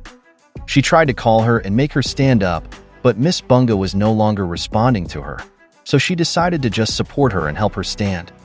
However, Tome and Aya stopped her and quickly carried her away from Miss Bunga while saying to stop it and asking if she wanted to die too, to which Vamola shouted while Tome told them to run towards the pyramid. Vamola didn't want to agree to this and tried to break free from Aya while shouting "Mama," but Aya just told her that Miss Bunga was beyond saving, so she should forget about it, but she still didn't agree. Because of this, Aya grabbed her by the collar and shouted in her face that she was the child of all of them. So did she think they would let her die in a place like this, to which Vamola just cried hard in frustration. Explosions continued in various parts of the base due to the attacks of their alien enemies, and Aya made Vamola run towards the pyramid. As the events unfolded, Miss Bunga's fingers suddenly began to move, and soon after, she attempted to stand up while saying she wasn't Vamola's mother, but instead of standing, she only managed to lie upright. While Miss Bunga lay on the ground, she looked to her side and saw the armor weapon that they had seen the Globalists make, which resembled a kaiju, and on the other side, Tome, Aya, and Vamola continued running towards the pyramid. The two protected Vamola while running, and Vamola remembered the times when Miss Bunga taught her how to write, causing her to cry out because she felt helpless. Vamola continued running, while Tome and Aya kept covering her. She also stopped running when she saw a big mama in front of her, and when she looked to her side, she saw Tome and Aya already in the hands of their alien enemies, with Tome being pinned down by a triangle-headed alien, while Aya was held by an 8-armed alien. Before long, Vamola began to be surrounded by various members of the Globalists, making it seem as if all her hope was lost. The Big Mama immediately charged and tried to eat her, causing her to turn towards it as a memory flashed of her eating together with Miss Bunga, Tome, and Aya, and after that, she screamed "Mama." Fortunately, to her surprise, something suddenly punched the Big Mama's face as it tried to eat her, and it turned out to be the kaiju armor weapon itself that did it, destroying the face of that giant alien. Vamola was shocked when she saw this scene, and as she stared at this kaiju, she thought it might be the god of Sumer. The kaiju followed up with a powerful tail whip that sent the other aliens surrounding her flying, and due to its strength, they couldn't immediately stand up. The remaining living prisoners began to cheer that the god of Sumer had arrived to save them all, and they also started to pray for it to save them, its people of Sumer. When the kaiju said that it would never want to save people like them, Vamola immediately noticed that Miss Bunga was inside that armor. So she shouted "Mama," and Miss Bunga added that the reason she felt that way was because these prisoners only ran around everywhere and didn't even try to save the child in front of them, even though she herself tried to save them. Miss Bunga pointed out to the male prisoners that the child in front of them was the remaining Sumerian child of their planet, so the future of Sumer rested on the shoulders of that last child. She also questioned if they weren't bitter that their families were butchered and their land was stolen. She said that the people of Sumer were about to disappear from the world, and here they were, begging for their lives and relying on something else to save them. Miss Bunga shouted for them to be angry and furious at the beings who killed their families, at the beings who stole their planet. She said if they couldn't use their hands, they should use their teeth and bite them, and if they had time to pray, they had time to throw stones, so they should take back what was stolen from them. She told them to protect the child of Sumer, the treasure of Sumer, with their lives. Miss Bunga shouted for them to charge, and soon after, the prisoners indeed charged with burning hearts to reclaim everything that was taken from them. So they began to overpower the Globalists there. Using all their might, the prisoners here took down the Globalist members one by one. They bit, kicked, hit with wood, punched, and used whatever means they could to fight against those who invaded their planet. While this extraordinary battle was happening, Vamola continued running towards the pyramid, and as she ran, she saw Aya with a bloody face who immediately told her to just keep running, while she asked if she was okay and where Tome was. When she looked for her, someone suddenly shouted her name, and when she turned, she saw Tome sitting on a mini watchtower, and while she was blasting drone aliens, she happily said that she had a beautiful view of the ocean from there. Tome also stood up and said she would cover Vamola and she should leave the sky to her, while Aya was shouting for her to hurry up and run there, and they would take care of stopping those ones. Before long, Vamola reached the inside of the pyramid, and here she saw a very complicated structure that looked like a warp, and in the middle of it, she saw a control panel with countless letters of their Sumerian race written on it. She thought about how she would escape, and when she looked at it, she shouted that she couldn't understand what was written there. She read something about Stargate and Warp, so she asked what those were. She explained that she could read the writing, but she couldn't understand the meaning of those words, so she got frustrated and wondered what she should do. Suddenly, someone commented behind her, of all the every last bastard needing to be looked after like a baby, so she turned around, and it turned out to be Miss Bunga with the kaiju armor. She asked if she was okay, but Miss Bunga quickly moved her away from the control panel and said she would do it. Vamola could see that Miss Bunga was severely injured, so she pointed it out, but Miss Bunga said it was nothing and they were just scratches.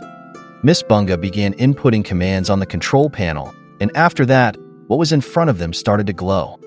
Countless tabs appeared in front of them, amazing Vamola, who asked what they were, to which Miss Bunga laughed and proudly said that the Sumer myth was true. She gave the kaiju armor she was wearing to Vamola and said it would be useful, but Vamola responded, "What about her?" Miss Bunga explained that the tabs said it didn't have enough energy and could only warp one person. Because of this, Vamola shouted that it was not possible, and if so, she wouldn't warp there and Miss Bunga should go first. She also pointed out that Miss Bunga was severely injured and said she would find a way to follow. However, Miss Bunga didn't agree and suddenly threw the kaiju suit at Vamola to push her back into the warp gate, and as Vamola fell, a barrier immediately rose. Vamola tried to escape while asking what her mama had done here, and Miss Bunga just told her to listen. She said this planet was finished, so she should go to another planet and start a new life. She told her to experience overflowing love and explained that when people close to each other decide to be together, they call it marriage. She said she didn't know anything about men, so Vamola should be careful, and if she does get married, she should make sure it's to a kind and strong man so they can have strong children. She asked her to pass on the blood of Sumer to future generations, and that was the least solace there could be for the Sumerians who died. Crying, Vamola shouted Mama, and when Miss Bunga heard this, she remembered the first time Vamola called her Mama when she was still a child. So she got irritated again and said she had told her not to call her that, but soon Miss Bunga couldn't hold back her sadness and started sobbing while saying that the reason she didn't want to be called that was because those maternal feelings would burst out of her and she wouldn't be able to fight anymore. As she stared intently at the crying Vamola, she remembered the times when she first saw her crying in battle and said but Vamola was so precious and very, very dear to her that she couldn't help herself. As she said this, she also recalled her happy memories with Vamola, like cooking together, teaching sessions, and sleeping side by side while hugging, and how they had been together all these years. She approached the warp and touched the wall separating her from Vamola as it started to warp. Before Vamola fully warped, Miss Bunga fell to her knees in sadness and finally said that she loved Vamola very much. After Vamola warped, the light in front of Miss Bunga disappeared, and while she was still kneeling, someone suddenly spoke behind her, saying that even Big Mama had hardly ever produced a suit of such fine functionality. As this being approached, it asked Miss Bunga if Vamola was the name she called the one who left, and declared that was the name of the villain who stole their suit. It turned out that the leader alien had arrived when Miss Bunga turned around, and with it were its top subordinates while holding Aya by the head. It added that even if they needed to pursue Vamola to the ends of the cosmos, they would kill her, and that Vamola's head would adorn the top of this pyramid. The human-like alien looked at the control panel, and here it noticed that the mechanism of this stone slab could only be activated by a Sumerian. So the leader alien commented that no wonder they couldn't use it, and Miss Bunga added that they never will. The leader alien tightened its grip on Aya's head, causing her to scream while it asked if these lower life forms knew about mental programming. If it tortured Aya here, it wondered what Miss Bunga's reaction would be. While this was happening, on Vamola's side, she had been teleported to a cave with a large triangle written on the wall. Soon after, she regained consciousness here, and when she opened her eyes, she tried to sit up. She remembered what Miss Bunga told her before they parted ways about passing on the blood of Sumer and marrying a strong man to have strong children, so she teared up in sadness but quickly strengthened herself and put on the kaiju armor and began to walk out of the cave she had entered. When she exited this cave, she was amazed by the infrastructure she saw, and it turned out that this was the time of her first step on Earth. While observing the towering buildings from a bridge, she noticed two men also walking there, so she quickly closed her kaiju armor. The two men walking here also noticed her, and they commented that some wild-ass shit was coming and it was a kaiju, while one asked if there was a cosplay event happening near them. Vamola approached these two men and immediately punched the man with black hair, so the two were surprised and asked what her problem was, and one said this was bad and they should call the police.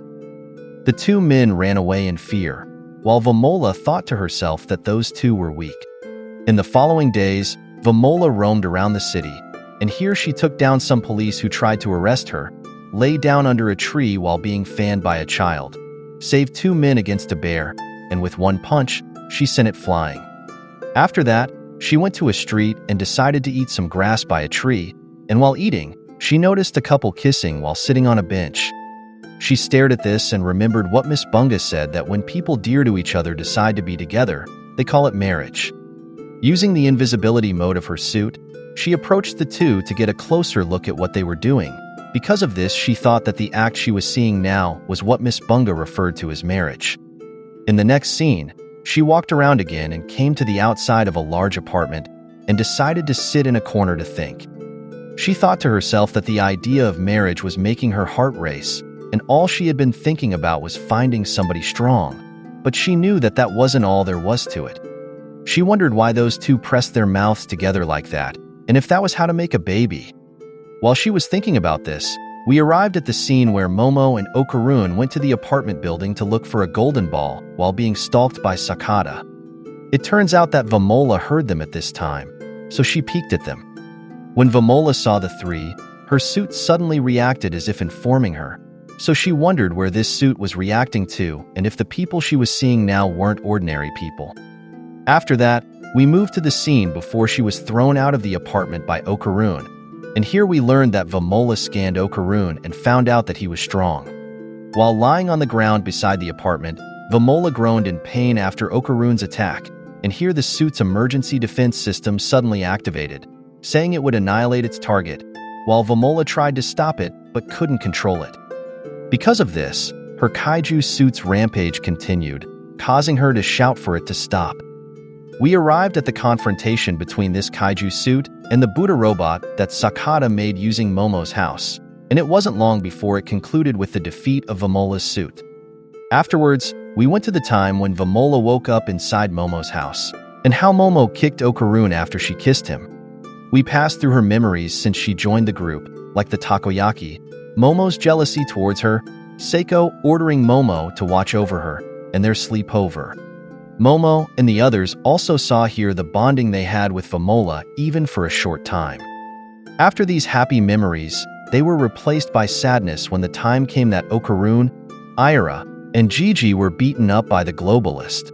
Here, Momo got angry at her because she thought she was a member of those aliens, so she decided to kick her out of their home. At this time, Vamola was saying in her mind that perhaps their time together was indeed short, but Momo had been so kind to her, so she thanked her and apologized before leaving.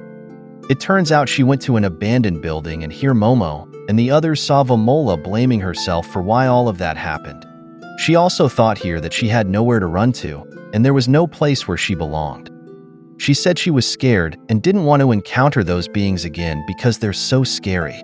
She cried to her mama, Miss Bunga, wishing she would give her courage, and this is where Vamola's memory lane ended. After seeing and watching all that Vamola had been through, it gathered various emotions from Aira, Gigi, Okarun, Scarface, and Mr. Shrimp. When Momo finished watching it, she cried in sadness, but her anger towards the Globalists prevailed because they were the reason why Vamola's life had become so difficult. Momo's eyes stared fiercely with anger as she stared at the leader alien and furiously called them bastards. Suddenly, the human-like alien threw a punch towards the two of them and Vamola, but fortunately, Scarface was still able to use his 6 sense organs to create a force field. Because of this, human-like aliens started raining attacks on them again in hopes of breaking Scarface's defense.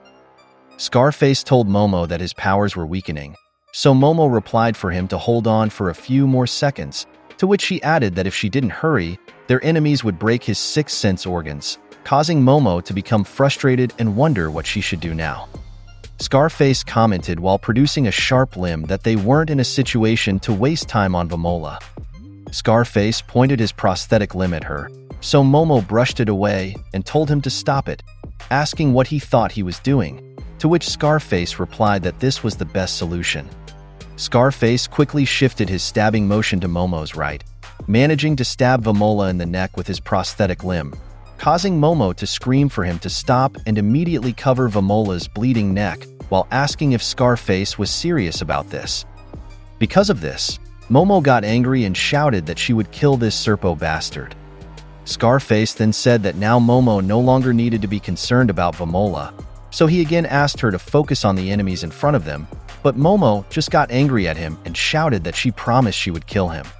However, after Scarface stabbed Vamola's neck with his prosthetic, she suddenly coughed, indicating that she had regained consciousness, and immediately called out to Momo, causing her to stare. Vamola managed to lift her body and sit up, and as Momo observed her, she noticed that the holes in her stomach and neck had disappeared, so she was surprised and couldn't believe it while asking how that happened. Scarface explained that he had been saving that secret for Momo in case she was ever mortally wounded, but he could only use it once, so if Momo were mortally wounded now, he couldn't heal her, which would be extremely unfortunate. Momo cried in relief and said that what Scarface did was okay with her.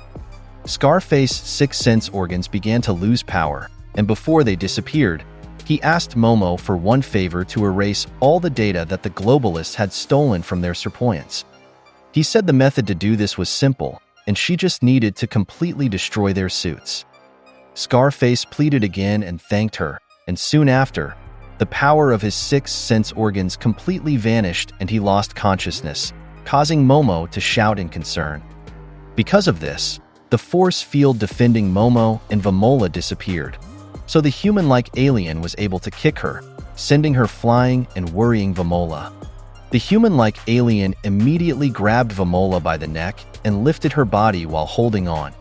While choking Vamola, it told its leader that this one was still alive, and perhaps this organism had good luck. The leader alien said that finding planets in this vast universe inhabited by life forms was a matter of utmost importance, but thanks to Vamola, they were able to find a new mowing ground planet. After that, it's said to replace the head of their suit with Vamola's head because it might give them good luck. Fortunately and unexpectedly for the aliens, a large tree suddenly flew towards the human-like alien, hitting it solidly, causing it to release Vamola. The leader alien was surprised by this event, while Momo immediately approached the gasping Vamola. Momo hugged Vamola as she approached and apologized for being mean to her and said she had been trying so hard all by herself. Momo said she believed that her mama was still alive, so she reassured her, and Vamola should leave the rest to her. They looked at the unconscious Scarface, and here Momo said that she hated the Serpoians but she didn't hate Rokuro. Momo held his face and said she would do what he asked of her, and after that, her eyes gazed with anger at the leader alien again and she looked at it seriously. The leader alien also walked closer to her and Vamola, while the human-like alien prepared to charge. The leader alien commented that this was good and it liked Momo now. It had decided on Momo's body and believed it could make a beautiful suit using her body, so it was excited about that. Momo retorted and explained that what she had decided was to turn this alien into takoyaki, and when she imagined cooking it and watching it dance in the oil, she got excited. Momo prepared herself and challenged the leader alien to charge at her, saying she would beat it until it was unrecognizable. The intense face-off between the two globalist aliens against Momo and Vamola began here, but Momo told Vamola to stay behind her because the situation would become dangerous. Suddenly, large trees began to rise behind them while Momo said she felt extremely switched on now and didn't know if she could control it. Large trees floated behind the two women as Momo prepared to throw them at the leader alien and the human-like alien. On the other hand, we turned to Ira, who was still lying on the ground, and she was approached by the rocket alien, one of those who had taken her down. It used electric shock attacks on her using floating circular emblems that electrocuted her body, and it commented that last time, she had managed to escape, but now they wouldn't fail to catch her. The alien added that incidentally, this time they are able to function for more than 3 minutes, as they've been able to develop a strong territory around their base, so there is no point in trying to stall them. However, to its surprise, it was suddenly enveloped by Ira's hair, who had managed to transform again into her acro-silky form, and she commented that finally this stupid face had come closer. She pointed out that this alien wouldn't escape from her, and she said she had told it before that electric attacks wouldn't work on her. Because of this, the rocket alien was forced to release numerous missiles towards Ira, causing a powerful explosion, but fortunately, Ira managed to wrap herself with her sturdy hair, so she didn't get a scratch from it. The rocket alien shouted to its companions that its opponent was tenacious and asked for backup from them, so the sniper alien told it that it would shoot her and to move away a bit. Suddenly, the triangle-headed alien made a beeping sound, getting the attention of its companions, and it did this because it saw that Jean was still alive and moving, so the sniper alien also turned to look. After Jean took his stance, he once again sent an evil gun towards the two aliens, while the two aliens also released their own energy blasts. These two attacks collided, causing an extremely powerful explosion in one part of the city that destroyed nearby buildings. While Jean was releasing his attack here, he remembered Vamola, and because of that, his driving force increased and he told himself that he can do this. He shouted that he could do this, and along with his shout came the strengthening of his evil gun. The two aliens commented that they were in a bad situation because Jean was releasing even more power and his energy seemed endless. Instead of getting nervous, they thought that Jean would make good material for a suit, and they even argued about who would wear him if that happened. On the other side, the rocket alien continued to rain missiles on Ira, but it couldn't stop her and Ira managed to kick the face of this alien, which stopped its attack.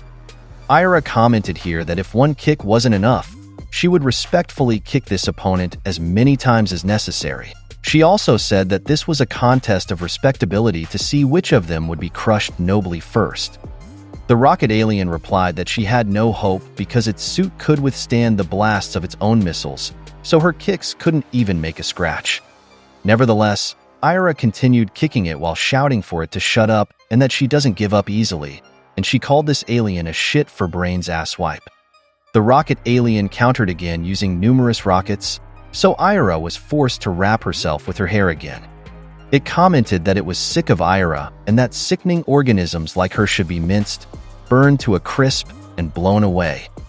Due to the intensity of this alien's continuous rain of attacks, it managed to bypass Ira's defense, and it was pointing out this happening. Before long, Ira's defense completely gave way, causing her body to be enveloped in the explosions sent by the alien. While this was happening, Ira suddenly heard someone shout "spirals" from her communication device, which surprised her. It turns out it was Okarun, so they were even more surprised, and he explained to them that he had just entered the empty space. Jane heard it too, and Okarun added that he was on his way to them, so hopefully they could hold their ground until he arrives. He also informed them that Seiko had told him to use the power of Spiral against their formidable opponents. When Jin heard that, he remembered his conversation with Seiko during training, where Seiko explained that a spinning top can only stand while spinning, and this is called spiral power. Seiko taught him here to try to rotate his chi in that manner from the point below his navel. He said Jin should unite his chi with Evil Eye's chi and rotate them, and when he does that, he will hone the resulting chi. When Jin does this, he may be able to use the power of Evil Eye. As he recalled this, his evil gun began to spiral towards the two aliens. They were troubled by the strength he was showing, and soon they fearfully asked about the spirits and told them not to come closer. Jin continued pushing his power, and before long, his evil gun overpowered the two aliens and his attack hit them, obliterating them. The impact and power of his evil gun were so strong that it pierced through numerous buildings behind the aliens. It also reached Ira and the rocket alien, where the rocket alien continued to send missiles at Ira. Suddenly, Ira created a drill using her hair, and she quickly spun it towards the rocket alien's body. She managed to attach her attack to its body, but the alien just boasted and said she was wasting her time there, and no matter how many times she attacked, she wouldn't break its suit. However, Ira quickly proved its words wrong when her drill attack began to penetrate its armor, causing it to shout in panic and ask how she was able to put holes in its suit. In Ira's mind, she remembered Vamola's smile, and she commented here to wait and she would beat up all the aliens for her. Jean shouted at her to use her special move now, and soon after, Ira used her pirouette noble drill. Using her spiraling hair, she imbued it into her kick, and because of that, she managed to penetrate the robot alien's body, destroying its entire form. In the next scene, we move to the bayside of the city, and we see Mr. Shrimp here, thrown towards the railings on its side. He was panting heavily while lying on the ground, and it turns out that the mantis alien was his opponent when it approached him. It commented that he was a tenacious bastard, and it had never encountered this kind of organism before. However, Mr. Shrimp's toughness was a good thing because it was enjoying utilizing its suit's functionality to its fullest. Mr. Shrimp tried to stand up here while showing fatigue in his body, and as he was standing, we suddenly went to a flashback of him where he had just put Chiquitita to sleep. He looked at him and gave him a head pat before leaving their house. As he left the house, there was a woman waiting for him, and she called him and asked if he was going now too, to which he apologized and said he couldn't help with work. He said today was the last time, and he also asked that woman to watch over Chiquitita for now.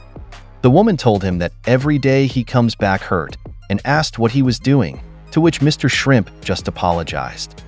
The woman then said that she's afraid that if something happens to him, and she couldn't mutter the words because of worrying too much. Mr. Shrimp said he would be okay there, and he promised he would return.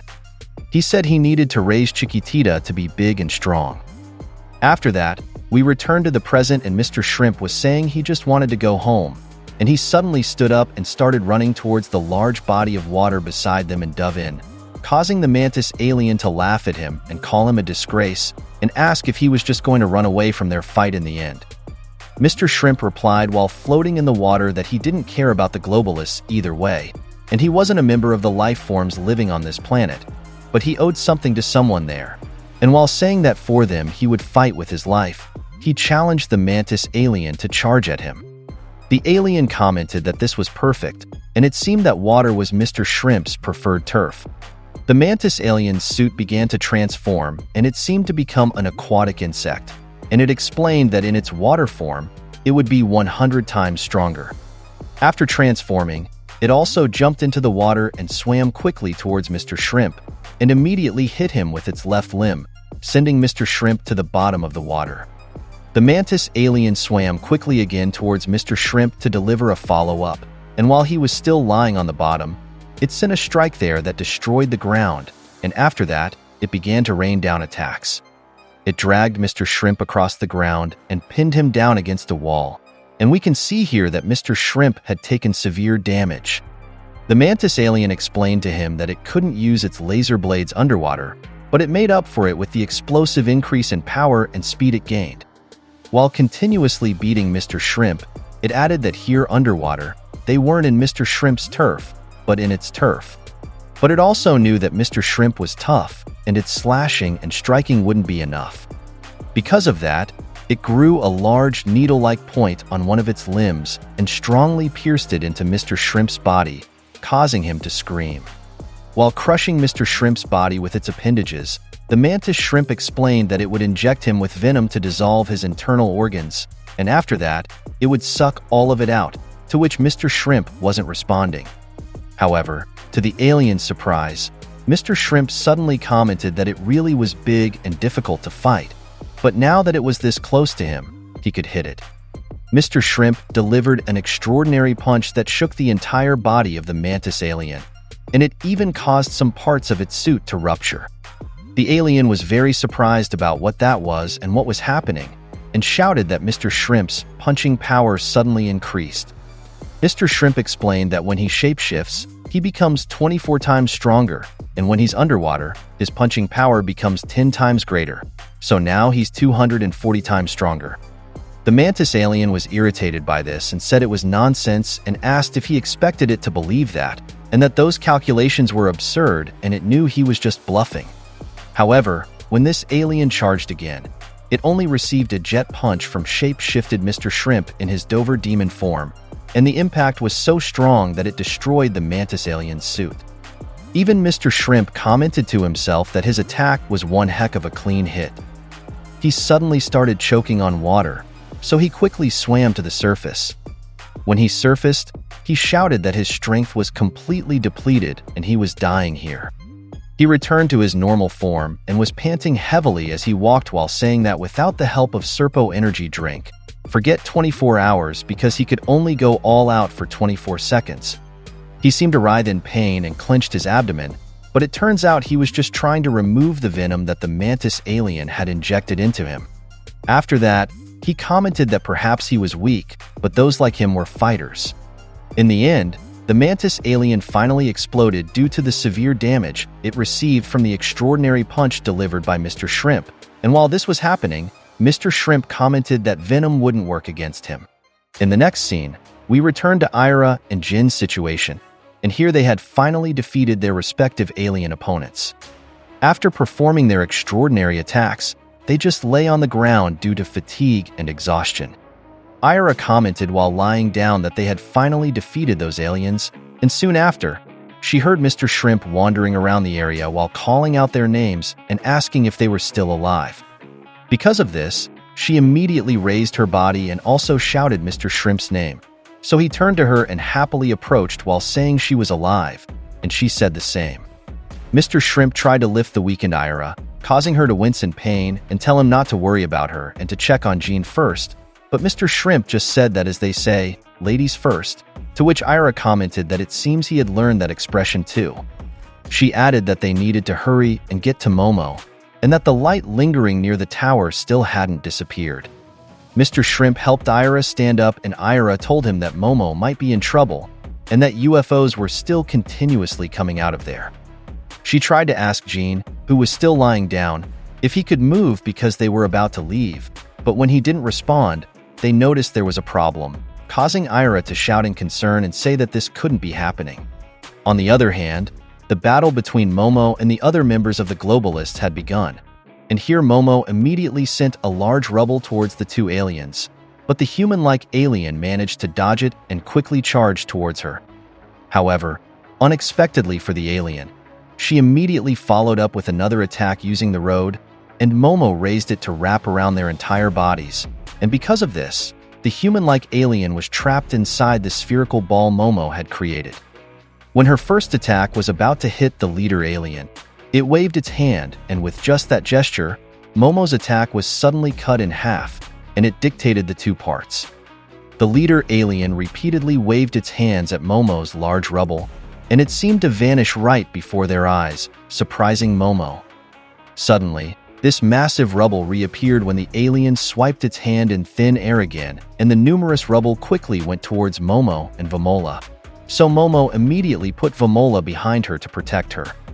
Momo and Vamola were showered with her own attack, and due to the strength of the impact, they were gradually being thrown back. Before long, she was overpowered by the leader alien's counter, causing both her and Vamola to be thrown back. After that, the alien swept its hands again and posed as if it was about to do something, and in an instant, it suddenly appeared right in front of them. Momo was surprised by this event, and the leader alien's eyes seemed to change here as it prepared to attack. Momo immediately used her Momo Tri-Beam to match the strange attack the leader alien sent here. The two powerful attacks from both sides collided, and soon after, due to their strength, they were both pushed back by the resulting explosion. Momo and Vamola were thrown back, while the leader alien managed to stop itself from being thrown far by planting its feet on the ground. While Momo was staring at their opponent, she wondered in her mind what this being had that repelled her Momo Tri-Beam, while the leader alien was also thinking that Momo was strong because she also repelled its attacks. The alien added that it had never encountered this kind of organism before. Suddenly, the human-like alien punched the side of the sphere where it was trapped, and soon after, it managed to break free, so it immediately walked towards Momo and Vamola. There was a beam that started to rain down behind the leader alien, and it turns out that its other members in the Globalist had teleported there, and we can see here that there were various other types of aliens as its allies, such as a monstrous sunflower, super penguin, a gorilla with a large brain for a head, and all sorts of other species of organisms. Fear and concern were visible on Momo and Vamola's faces when they saw the emergence of numerous enemies here, and Momo also felt extraordinary pressure while facing them. But despite all her feelings, Momo gathered her courage, and even though she knew this confrontation was unfavorable, she still stood up from where she was sitting and faced them with full bravery. She pointed her hands at them, and immediately tried to send some rubble, but the numerous aliens quickly countered, and using their respective attacks, Momo received various types of attacks here such as a kick to the stomach, multiple strikes in the body of multiple slabs, and many others. Vamola, on the other hand, was grabbed by the multi-eyed alien using its tentacles, so Momo tried to reach her, but unfortunately, Momo was choked by the bat-like alien here. While it was choking her, her vision began to distort here, while the electric posts surrounding them suddenly crackled. To their surprise, something suddenly attacked the aliens here with extraordinary speed, and because of that, their bodies were either destroyed, cut off, or dismembered. The leader alien was surprised by this and looked at where these attacks were coming from, and saw that the culprit was crawling on the wirings of the electric posts, and it had also blown up the other remaining aliens. Because of this, Momo was released by the alien choking her, but she started to fall from being choked, but fortunately, someone caught her, stopping her fall. When she opened her eyes, she saw a person's silhouette, and it turns out that Okarun had caught her, and he was also the one responsible for those extraordinary attacks earlier that surprised her. Okarun looked at her and called her name, and said that the curry she left for him was extremely delicious, to which Momo tearfully hugged him while saying in a crying voice thank you and that it was a field ration. So Okarun commented that it was a bummer. After that, Momo immediately told Okarun not to worry about her and to help Vamola because she was in a bad situation. But while she was just saying this, a drill attack suddenly pierced through the body of the multi-eyed alien holding Vamola, and it turns out it was Ira, and she seemed unable to believe that Momo was still alive when she saw her. Mr. Shrimp had also taken down another type of alien there using an extremely strong downward punch, and after that, he told Momo that she needed to be careful. Momo was glad about their arrival there, but also asked where Gigi was, so Okarun told her that something extremely bad was currently happening, which surprised her. While Okarun was talking to her here, the suit of another alien there was destroyed due to a strong attack, and while watching that, Okarun said that he was asleep so he forgot about this, but now it was Tuesday, and that meant that Evil Eye was ready to fight him, which made Momo shout in concern. It turns out that Evil Eye was the one who took down the alien here, and while dragging a part of the alien's body, he shouted that he would kill Okarun. One of the sniper aliens tried to shoot this Evil Eye, but when it hit, it did nothing and Evil Eye just turned to look, and as a counter, he threw the body part of the alien he had taken down towards the sniper alien, destroying it. Evil Eye also asked who these beings in front of them were, and explained to them that he was fighting Okarun, so if they interfered with them, they would kill them all. When he said this, he prepared to engage with the aliens along with Okarun, Momo, Vamola, Ira, and Mr. Shrimp. Momo's team and the leader aliens group stared at each other, and before long, Momo ordered her companions to charge. Momo and her team attacked simultaneously, targeting their respective opponents. When Okarun kicked some aliens there, he easily sent them flying, so their ranged enemies tried to shoot him. Using the electric post beside him, he approached their ranged enemies without getting hit by them, and while this was happening, it showed here Turbo Granny teaching him how to do it, and Turbo Granny said here that he needed to keep moving inside the cable, because if not, he would be shot out by the spiraling magnetic field. Before long, he got close to them and like a thunder strike, he pierced through the bodies of their ranged enemies here, causing them to explode. The other aliens tried to attack him again, but using the same technique, he entered the wirings again, and soon after, he destroyed the other aliens there using his speed of thunder attacks.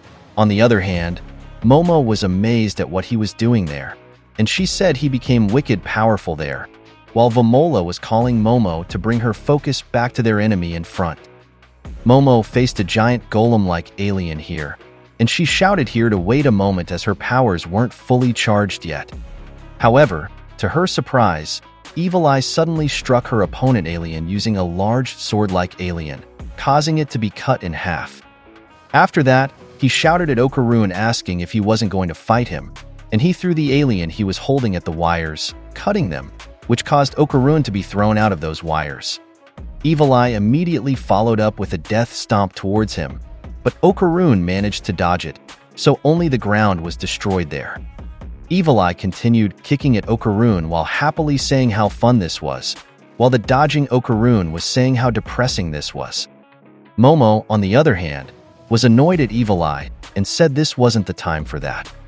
While the two were fighting, they suddenly noticed something charging at their side, so they turned to look there. It turns out the human-like alien had charged and kicked both of them in their respective faces. Okarun and Evil Eye were pushed back by this, and there was immediately a follow-up attack on Evil Eye that hit his face. The culprit was another alien with numerous cylindrical things that it used for attacking, and it used all of those to beat up Evil Eye. Ira shouted while blowing up the alien she was facing that they had many of this kind of enemy. Okarun tried to go to Evil Eye to help him, but he was immediately stopped by the human-like alien when it kicked him in the face. However, only that attack hit him and Okarun managed to dodge the combo sent by the human-like alien using his speed. On Evil Eye's side, the cylinder alien's flurry of attacks continued, and it commented that it could target his vitals and weak points from all angles, and escaping from its attacks was impossible. However, the alien's words seemed to be disregarded when Evil Eye delivered his attack, and using just one swing of his fist, he destroyed all the cylindrical weapons of this alien, and due to the strength of Evil Eye's punch, the alien's body also got a hole that destroyed its entire body. It turns out Evil Eye used a spiraling attack here, and the strength of that blast obliterated the body of the alien he was facing. He commented that he told them to get out of his way, and said he just let it live because of its cool shapes, but he's not taking it anymore. After that, Evil Eye started charging at the other aliens there, and he was destroying them one by one while shouting that they were all in his way.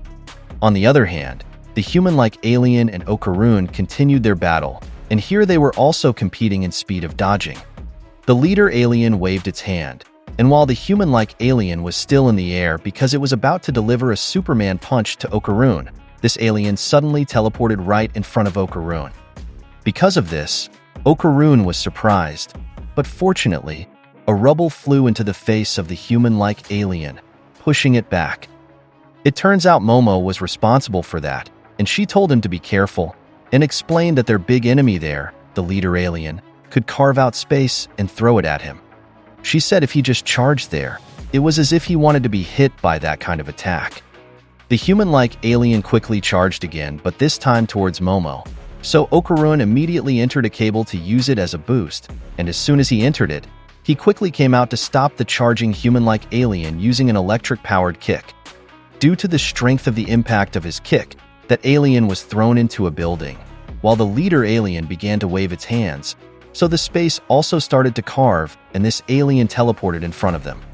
It prepared to use the same attack that Momo had countered earlier with her Momo Tri-Beam, and in response, Okarun used one of his all-out attacks, but when his head was about to reach the body of this alien, it was as if an invisible shield enveloped its body so he couldn't reach it no matter how hard he tried. Momo shouted for him to back away from there, and as Momo pulled his body, she sent a large rubble towards the alien. However, using its extraordinary powers, the leader alien just crumpled Momo's attack. Okarun quickly ran while carrying Momo to get away from here, so the alien tried to attack them using an ultrasonic-like wave blast that also destroyed its fellow aliens. While running, Okarun realized that this alien was protecting itself using carved space, and his all-out attack there wasn't working. Momo explained that even her attacks were useless, and even if she used her special move, that alien's spatial attacks would cancel it out, and if she tried it again, she would run out of energy. Okarun asked her what they were going to do there, and that he only had one all-out attack left. While running, Momo noticed something about the alien, and she saw that there was debris behind it. Because of this, Okarun thought that it seemed to be keeping the carved-out space behind it, so it was like its back was a different dimension or something. Momo ordered him to charge and said she had an idea, so Okarun asked if she was serious, to which Momo replied that she was the only person who could defeat it, and that was the reason why Rokuro came to her. Okarun commented that she wasn't making any sense, but even so, it seemed he had no choice but to trust her, and he started to charge towards the alien. While running towards their enemy, Momo raised numerous debris from the ground, and she shouted, "Let's go." The leader alien positioned itself to counter their attack, and when the debris made contact, it carved the space again to remove a large part of that attack, while Momo suddenly stood behind Okarun and jumped while apologizing and telling him to get some distance. Momo jumped towards the front of the alien, causing Okarun to shout in concern. Momo prepared to use her special move, but before she could use it, the leader alien managed to swat her away, causing her to suddenly vanish into thin air. Okarun stopped running here, and even Ira and Vamola showed their surprise at what happened. Deep concern was visible on Okarun's face when he saw this, and suddenly their memories together flashed before him, from their first conversation, bonding over food, running because of the crab-bound spirit, and many more. Okarun couldn't believe what he saw, and while remembering Momo's happy face, he was suddenly enveloped by anger and shouted very loudly. However, to their surprise, a large part of the leader alien's back was suddenly destroyed by Momo's Momo Tri-Beam. Okarun was very surprised when he saw this, and it turns out Momo had really planned this because she thought about what Rokuro told her that her superpower could transcend dimensions, and she was the only person who could defeat this being. While coming out of the storehouse behind the alien, Momo commented that if it couldn't use its space carving move anymore, this alien was just a regular bag of crap. The leader alien shouted while preparing to counter that what was Momo's was also his, and whatever was his. Before the alien could land an attack, Momo shouted for Okarun to give her help, so Okarun immediately used his remaining all-out attack and quickly entered a cable. Using the extraordinary speed and strength of his exit from the cable, Okarun managed to grab Momo and destroy the remaining part of the leader alien in the process. The leader alien's suit was completely shattered after that attack, and its helmet was knocked off in the process. Due to the explosion, Momo and Okarun were also thrown back, but fortunately, he was carrying her. After that, Momo released her embrace from Okarun and stood up while thanking him for saving her. Suddenly, Okarun grabbed her by both shoulders and glared at her angrily, then began shouting about what she was thinking and why she would do such a dangerous move. He demanded to know what would have happened if she had died there, asking if she was an idiot. After his outburst, Okarun panted from shouting, and Momo stared at him before lowering her head in agreement and apologizing. Okarun also bowed his head, his angry demeanor fading, and he expressed relief that Momo was safe. Momo gazed at him while trying not to cry at the events, but their moment was quickly interrupted by a loud explosion behind them. It turned out that Ira, Evil Eye, and Mr. Shrimp were responsible for the commotion as they were still fighting other aliens there. So Okarun and Momo ran away from them. Okarun mentioned that he had gone all out twice and couldn't transform again, while Momo said she had used up all her powers and was completely spent. As they were running, an alien with a hexagonal suit was thrown towards them, causing them to embrace each other and cry out for help. Luckily, Vamola came to their rescue, and using his kaiju suit, he kicked the hexagon alien away from them, happily calling out to Momo and shouting, "Takoyaki." Momo and Okarun were delighted, with Momo exclaiming, "Nice one." After that, Ira shouted at Momo to hurry up and close the gate because more aliens were coming out, to which Momo replied that she wanted to do that, but they were stuck surrounded by enemies. Because of this, Ira ordered Mr. Shrimp to go to Momo and leave the enemies to her. So Mr. Shrimp quickly helped Okarun and Momo and instructed them to follow the path he would create. On the other hand, amidst the destruction of the leader alien's suit, it was revealed that the alien inside was still alive, angrily stating that they wouldn't get away with this and that they had destroyed its thing, and out emerged a creature with a large head, a veiny forehead, and large, round eyes that were closed. The leader alien stared at the kaiju suit as it fought other aliens, and quickly stretched its limbs to climb towards its head. Inside the suit, Vamola was informed that an intruder had entered, so he was told to quickly remove it. However, before Vamola could act, the alien had already reached the main control room of the suit and wrapped its limbs around her while saying, "What is yours is mine, and what is mine is mine." Because of this, the kaiju suit began to lose control, and its tail suddenly swung, hitting Ira and knocking her to the ground. Momo and the others were shocked to see this happen, and they all turned to look at Vamola. Due to the chaos inside the suit, its slaughter mode suddenly activated, and the Barney-like kaiju features of Vamola's suit began to transform, growing horns and spinal bone armor, becoming larger and more terrifying in appearance. Momo started to move and shouted for everyone to run because they would be stepped on, but as they looked at the monster's face, Okarun noticed something and directed Momo's attention to it. They stared intently and saw on the giant kaiju suit's tongue that the leader alien had managed to capture Vamola. Momo shouted to wait and quickly informed Ira that Vamola was in a dire situation, causing Ira to curse because she was still facing many aliens that were blocking her path. However, to their surprise, Sakata suddenly arrived riding a futuristic bike that looked like it came straight out of a Tron movie, ramming into the aliens that Ira was facing. Because of this, Ira's eyes widened in shock, and even Momo and Okarun turned to look. Sakata braked after doing that maneuver, and he raised the note he had found at Momo's gate which had written on it to help them at Tokyo Tower, and he said sorry for keeping them small fries waiting, and they should save the hugs for later. Momo was shocked and shouted that the note Sakata was holding was meant for Seiko. She irritatedly asked why he had taken it, and said that now Seiko wouldn't know where to go, while Okarun was questioning why Sakata was here and Ira was commenting that he was an honorable moron, to which Sakata just replied that it was okay, and he would pretend he didn't hear that. After that, he said first things first and asked where Momo's house was, or rather his great Kinta. Momo let out a confused huh and said it had been destroyed again and its parts were scattered, causing Sakata to be shocked and comment if she was saying he couldn't use his great Kinta there.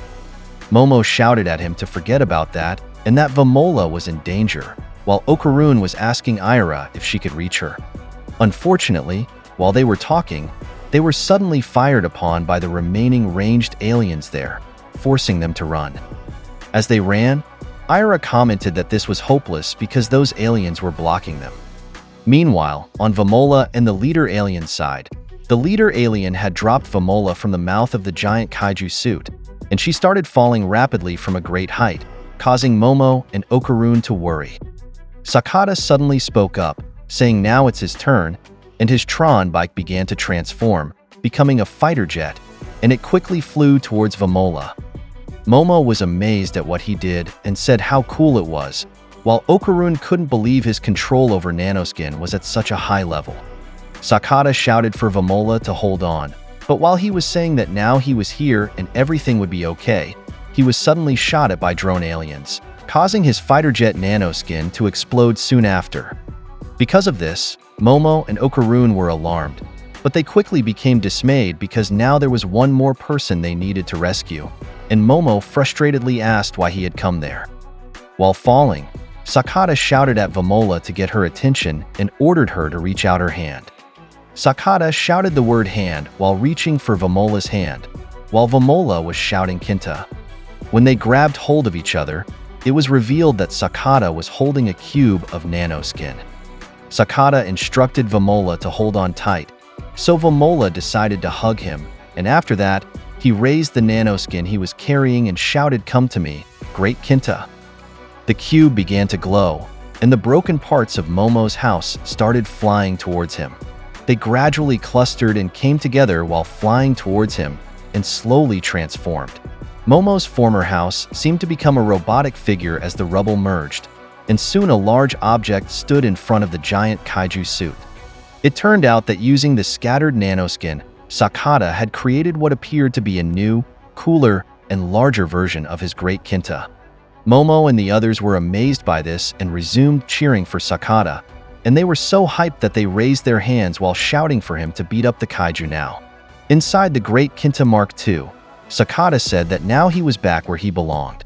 Sakata grabbed the Tokyo Tower, and as he pulled it out of the ground, he declared that the best Great Kinta pilot here was Kinta the end of Joy-Toy Pegasus Sakata, and he began to swing the tower at the kaiju.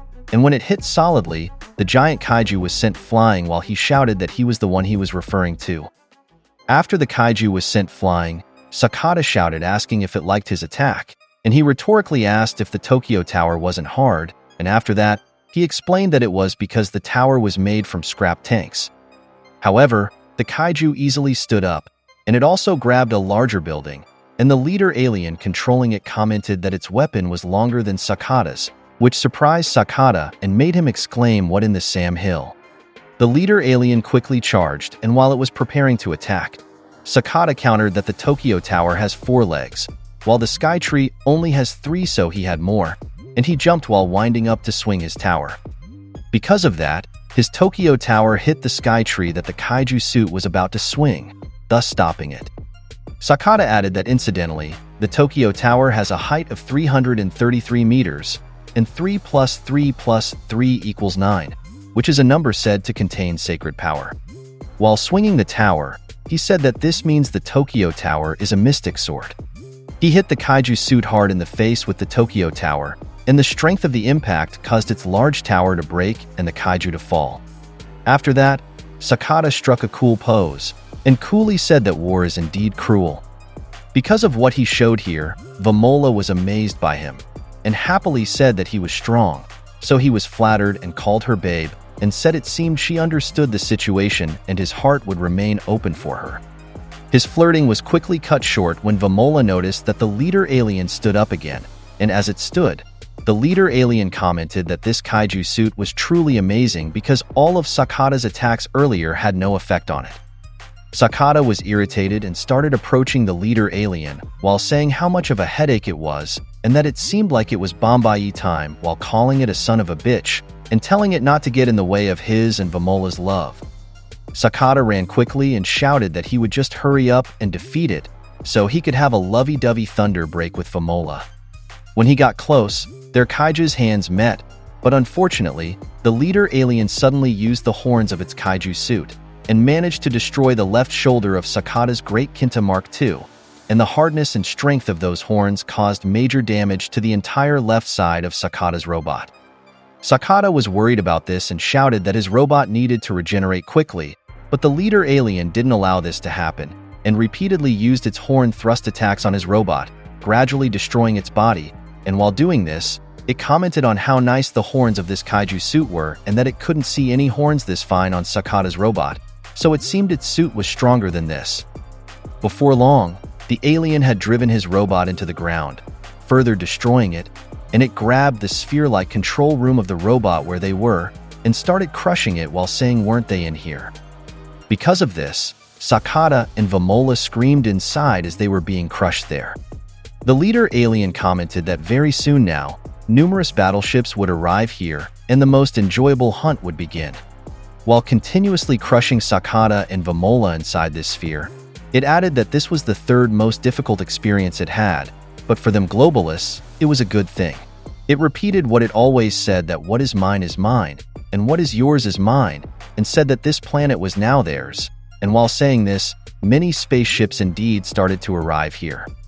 While being crushed inside the sphere, Sakata had a flashback moment, and suddenly the leader alien noticed something here, so it asked if he still wasn't surrendering, and it was like it was holding his heart in its hands. It said it was time for Sakata and the others to submit and accept their fate as their sustenance, and it asked why he was putting up so much resistance, and even a lower life form like him should know when they're defeated, so why was he still fighting? While remembering his life, Sakata answered and said he had nothing to be proud of, which made the leader alien stare.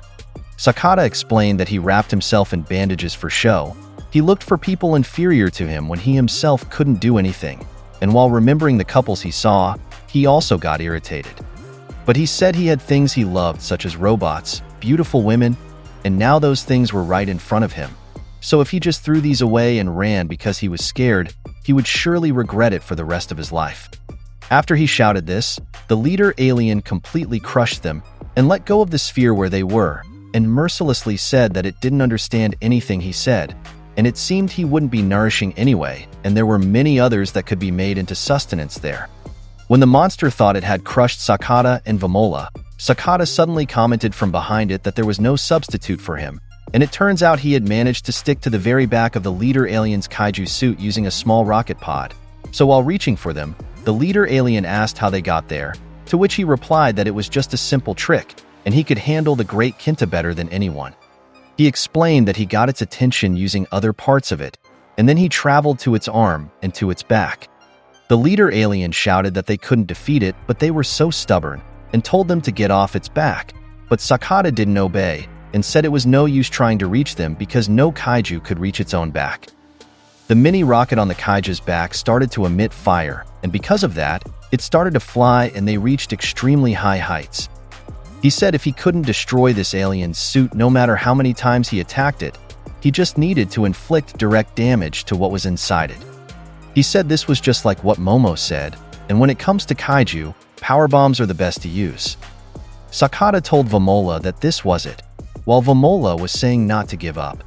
The kaiju started to fly down and their descent speed was boosted by Sakata's mini rocket, so the leader alien shouted asking if they were fools and if they intended to include themselves in the fall, to which Sakata just said that gravity was heavy, and what it's about is an ultra-radio wave.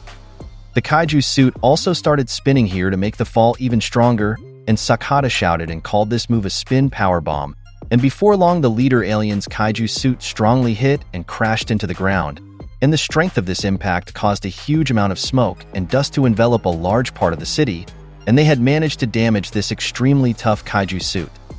In the next scene, we see the kaiju alien that fought Vamola and Sakata shrinking and returning to normal, and the alien space globalist emerged from the suit's mouth.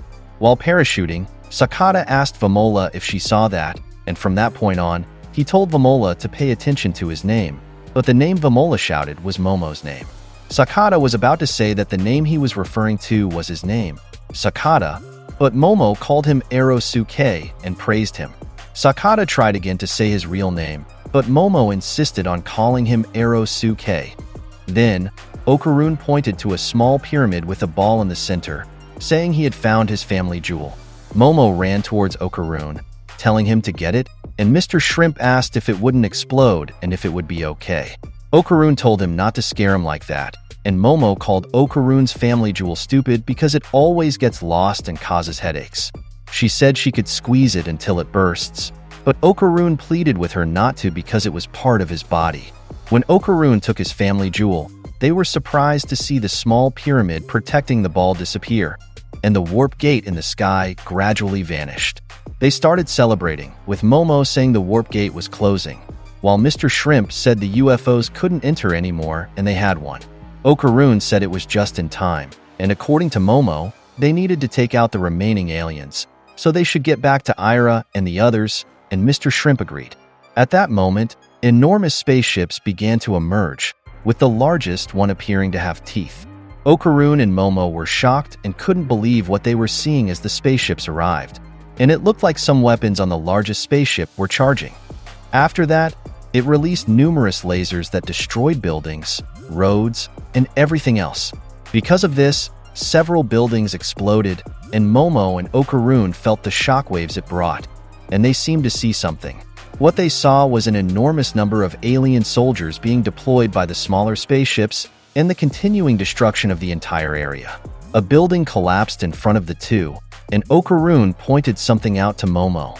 He said that the empty space was tearing, and Momo asked what would happen if space returned to normal, and if the spaceships and aliens would disappear. Okarun answered that he didn't know, but the empty space started tearing when the large spaceships entered. Perhaps, he said, the aliens were trying to go directly to actual space, and if that happened, many people would die. As Okarun was saying this, we can see that the spaceships continued to destroy the area, and the holes in the empty space were increasing due to its tearing. Momo said they had no choice but to destroy the spaceships using the robot, so she asked where Sakata had crashed. Then, she told Mr. Shrimp to accompany Ira, and she said it wasn't funny and they wouldn't allow the aliens to do that. Suddenly, the two stopped when they saw something, and it was Reiko Kashima who said she has been wanting to see Momo. It was already 10 o'clock, and Reiko said Momo had almost escaped her, and how unfortunate that was. She added that Momo would live forever inside her mirror as her toy. She even added that she would remove Momo's hands and feet, and put a giant slash on her mouth to give her the biggest smile, and that would be fun. Momo was stunned, because of Reiko Kashima's arrival, the arrival of the spaceships, and the tearing of empty space. So she just fell to her knees due to the weight of these events. She just said, "Damn it," while Okarun was very surprised to see Reiko, who was happily dancing. Suddenly, Momo thought of her grandmother, and she said she wanted to see her grandmother at that moment, and we see Reiko's expression change. We are taken to the past, showing airplanes bombing the ruins where Reiko could be found, and there was a woman kneeling in the middle of all this. We return to the present, and Reiko looked at the sky. The spaceships took on the appearance of airplanes for her, showing that her trauma and bad memories related to air bombings were coming back. She remembered shouting, "Mommy," in the past, and she took her mirror while asking the aliens who they were, which surprised Momo. Reiko asked, while raising her mirror, what kind of scumbags drop bombs on people's heads. Her reflection appeared in all the mirrors of the buildings, and in other mirrors that were broken due to the bombing. Then, we see that she looked like she was about to punch the mirror she was holding, and said she would kill all the aliens, while releasing an enormous hand that destroyed the largest spaceship. Momo and Okarun were extremely shocked and couldn't believe what Reiko had done. Then, Reiko retracted her hand and looked at the spaceships using her mirror. She used her powers to put the spaceships inside her mirror, causing them to disappear from the sky, and the aliens on the street also vanished, leaving Ira alone. Then, she looked at the numerous aliens and spaceships she had placed in her mirror, and she punched them, causing the spaceships to explode, and the aliens to be flung and crushed by Reiko's second punch. Reiko repeatedly punched her mirror, telling the aliens to die and calling them jerks. Okarun was amazed and said that the UFOs and aliens had disappeared. Momo replied that they were probably inside the mirror, and Okarun asked who Reiko was and if she was their ally. Momo said that she was Reiko Kashima, but Okarun still didn't understand who that was. Momo explained that even her grandmother couldn't defeat Reiko because she was the strongest yokai of all. Then, Reiko looked at Momo, who appeared very nervous. Okarun stepped between them and said that Momo was off limits, so he should be taken instead. But Momo told him not to because it was her problem, and it was her fault for entering Reiko's territory without thinking. Momo apologized to Reiko Kashima, saying that Okarun had nothing to do with what she did, but Okarun was fired up, challenging Reiko to fight, so Momo told him to shut up. Nevertheless, Okarun wouldn't be silent, and he continued to challenge Reiko, telling her not to do anything to Momo. As the two argued, we can see on Reiko's face that she seems to be remembering something because of them, and we are taken to a flashback where there are two people riding a bicycle. The man is driving, while the woman is behind him, hugging him. Then, Reiko turned her back on Okarun and Momo, which surprised them both. The message conveyed to us is that Reiko sees herself in Momo, who also has someone she loves in her life, just like Reiko did in the past. Suddenly, Reiko disappeared, which shocked the two, and they saw that there were no aliens or spaceships left, so they were left there holding hands. Soon after, everything returned to normal, and it seemed like nothing had happened to the buildings. They looked at their surroundings, and when they looked at each other, one of them asked if Reiko was really gone. Then, they walked while still holding hands, and it seemed they saw something. It was Momo's house on wheels, and they were greeted by Ira, Vamola, Sakata, and even the Evil Eye. Momo and Okarun ran towards them, and Mr. Shrimp signaled for them to get on. The three girls hugged each other, overjoyed to see one another, while Okarun calmed down the Evil Eye who was ready to fight him, and we see them going home. Momo's house has returned, and we can see that they have prepared a yakiniku barbecue. A gathering is happening at the ISA house, and Seiko has also come home, annoyed at her grandchild who is hugging her while she's cooking. Vamola is just eating continuously, and Ira is feeding Chiquitita, while Sakata and Gigi seem to be arguing, and Okarun and Mr. Shrimp are talking. Seiko told Momo to let go of her because she's getting in the way, but Momo replied that she wants to smell her grandmother's fragrance. Seiko said there's no time to smell people because yakiniku barbecue is a battlefield. She told Momo to watch and learn from Vamola and to look at her continuous eating technique. On the other side, Gigi is teaching Sakata how to do the yumbo, and he's making Sakata try it, but Sakata doesn't want to do it. He said only lamos do that, but when Vamola did it, Sakata called it cute. He tried to teach Vamola how to meow meow, so Ira called him a pervert. Vamola did the yumbo again with Gigi, so Sakata, nearly crying, asked Vamola to repeat it because it was delightful. Seiko scolded them and told them to eat while calling them morons. Let's move to Okarun, who was being asked by Turbo Granny if he knew that she chose the meat and if they were delicious. Okarun answered that they were indeed delicious, but Turbo Granny didn't seem to like his answer and asked if that's how he shows admiration, so she made Okarun repeat it with more oomph. Okarun repeated it, but Turbo Granny was still angry, calling him an idiot and asking if that's all he could say. So Okarun got angry too and said he already said it was delicious. Turbo Granny seemed to walk out, saying Okarun was such a worthless person. We can see Momo laughing beside Okarun, and Okarun said that Turbo Granny didn't have to go that far. After that, Momo snatched the remaining pork from Okarun's plate and showed him the yumbo as an additional tease. Okarun pleaded with Momo not to take his food, but Momo just laughed at him and said that yakiniku barbecue is a battlefield, so you either do the yumbo or the yumbo gets done to you. Okarun asked if they couldn't just eat normally. In the next scene, Momo asked Okarun if he thinks Vamola worries about her mother. Even if Vamola doesn't act like it, she thinks that deep inside, Vamola always thinks about her mother. Okarun said he also worries about what happened to the Sumerians, and Momo agreed. Okarun added that Mr. Shrimp said the Serpo don't have technology for long-range warping, so there's no way to go to their planet. Momo said she was thinking if there's a way to do it, and Okarun answered that he doesn't know. But there are people like Ludris, so they should ask Ludris the next time they see him. At that moment, someone called Momo, saying it seems Momo fulfilled her promise. Momo was surprised to see Rokuro, and he said Momo did a job well done. but Momo still couldn't believe he was alive. Mr. Shrimp explained that he had a hunch that maybe the nanoskin would work in reviving Rokuro, so he put nanoskin on him, and it indeed worked. Rokuro was pleased to have Ludris's technology, and Momo said Rokuro is indeed upgraded. She added that she's happy Rokuro has recovered, but he shouldn't try to attack just because he leveled up. Rokuro didn't answer, so Momo asked why he wasn't saying anything.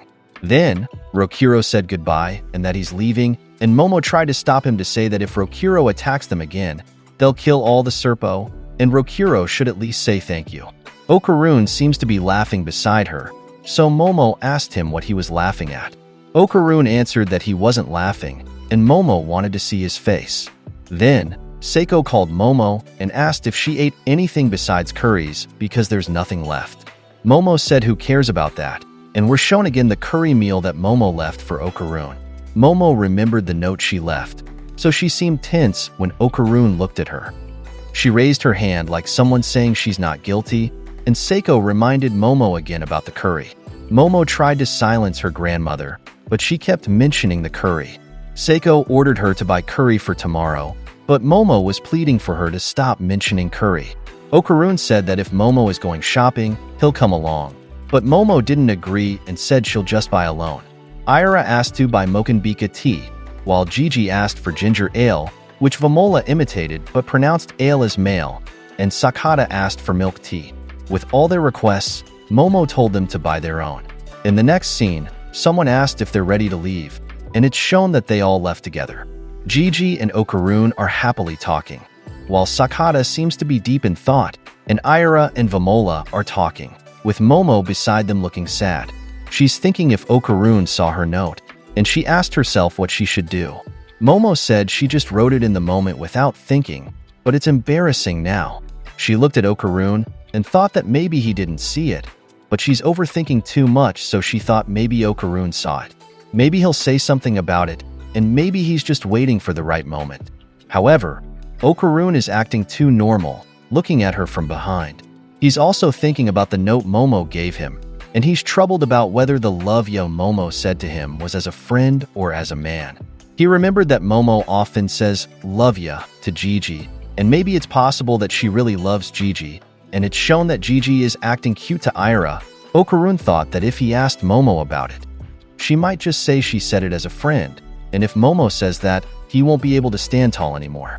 He said it's no use because he doesn't have the guts, and on the other hand, Momo is thinking that maybe Okarun is just ignoring it, and that's shocking. Sakata noticed that Momo is deeply troubled, and he asked himself if Momo has fallen for him. Maybe Momo is aware of his presence, and he called Momo endearing. At that moment, Ira, Vamola, and Momo saw something, and it was a woman. The whole group was shocked to see this woman, and the woman said to one of them that she had found her. It was Momo, who seemed to recognize her. We learn that this woman is Reiko Kashima, whose appearance has completely changed, as she now looks like a normal woman. Momo asked what was up with her face, mentioning that it was very different. Reiko replied that Momo didn't need to be rude, and that she just wasn't wearing makeup. Momo said that Reiko had disappeared, and asked if she shouldn't be resting in peace, but Reiko said she couldn't achieve nirvana, the heaven for Buddhists. Reiko's old form returned a bit, and she said that not a single soul could extinguish her hatred, and it would continue forever. It was shown that Reiko used to watch Momo using her mirror, and she said that Momo's existence pissed her off. She said she wanted to kill Momo because of everything about her, and why couldn't Momo just be more direct? If she were in Momo's position, she said she would be better than Momo, who looked clueless about what she was saying. Reiko added that because of her annoyance with Momo for so long, she decided that she wanted to search for love. Ira asked who Reiko was and if she was an enemy, while Gigi called Reiko super cutie. Momo answered Ira that you could say that, and Sakata was feeling handsome again, telling Reiko not to think about him. If she fell for Kinta, he said, she'd get more than just burned. Reiko said she would pour everything into searching for love, and she had a warning for Momo, because Momo had awakened those feelings in her. She told Momo to be honest and forthright, and if Momo continued to dither, she would take Okarun from her. Okarun stepped between them again, and Reiko said that she was leaving to find a good man, and Momo should do her best with Okarun. Reiko's face was half yokai and half human when she told Momo that if she felt like it, she'd come back to kill Momo. Then, she returned to her yokai form and left while asking where her man was. Reiko kept shouting "man" as she left, so Aira asked what she was referring to.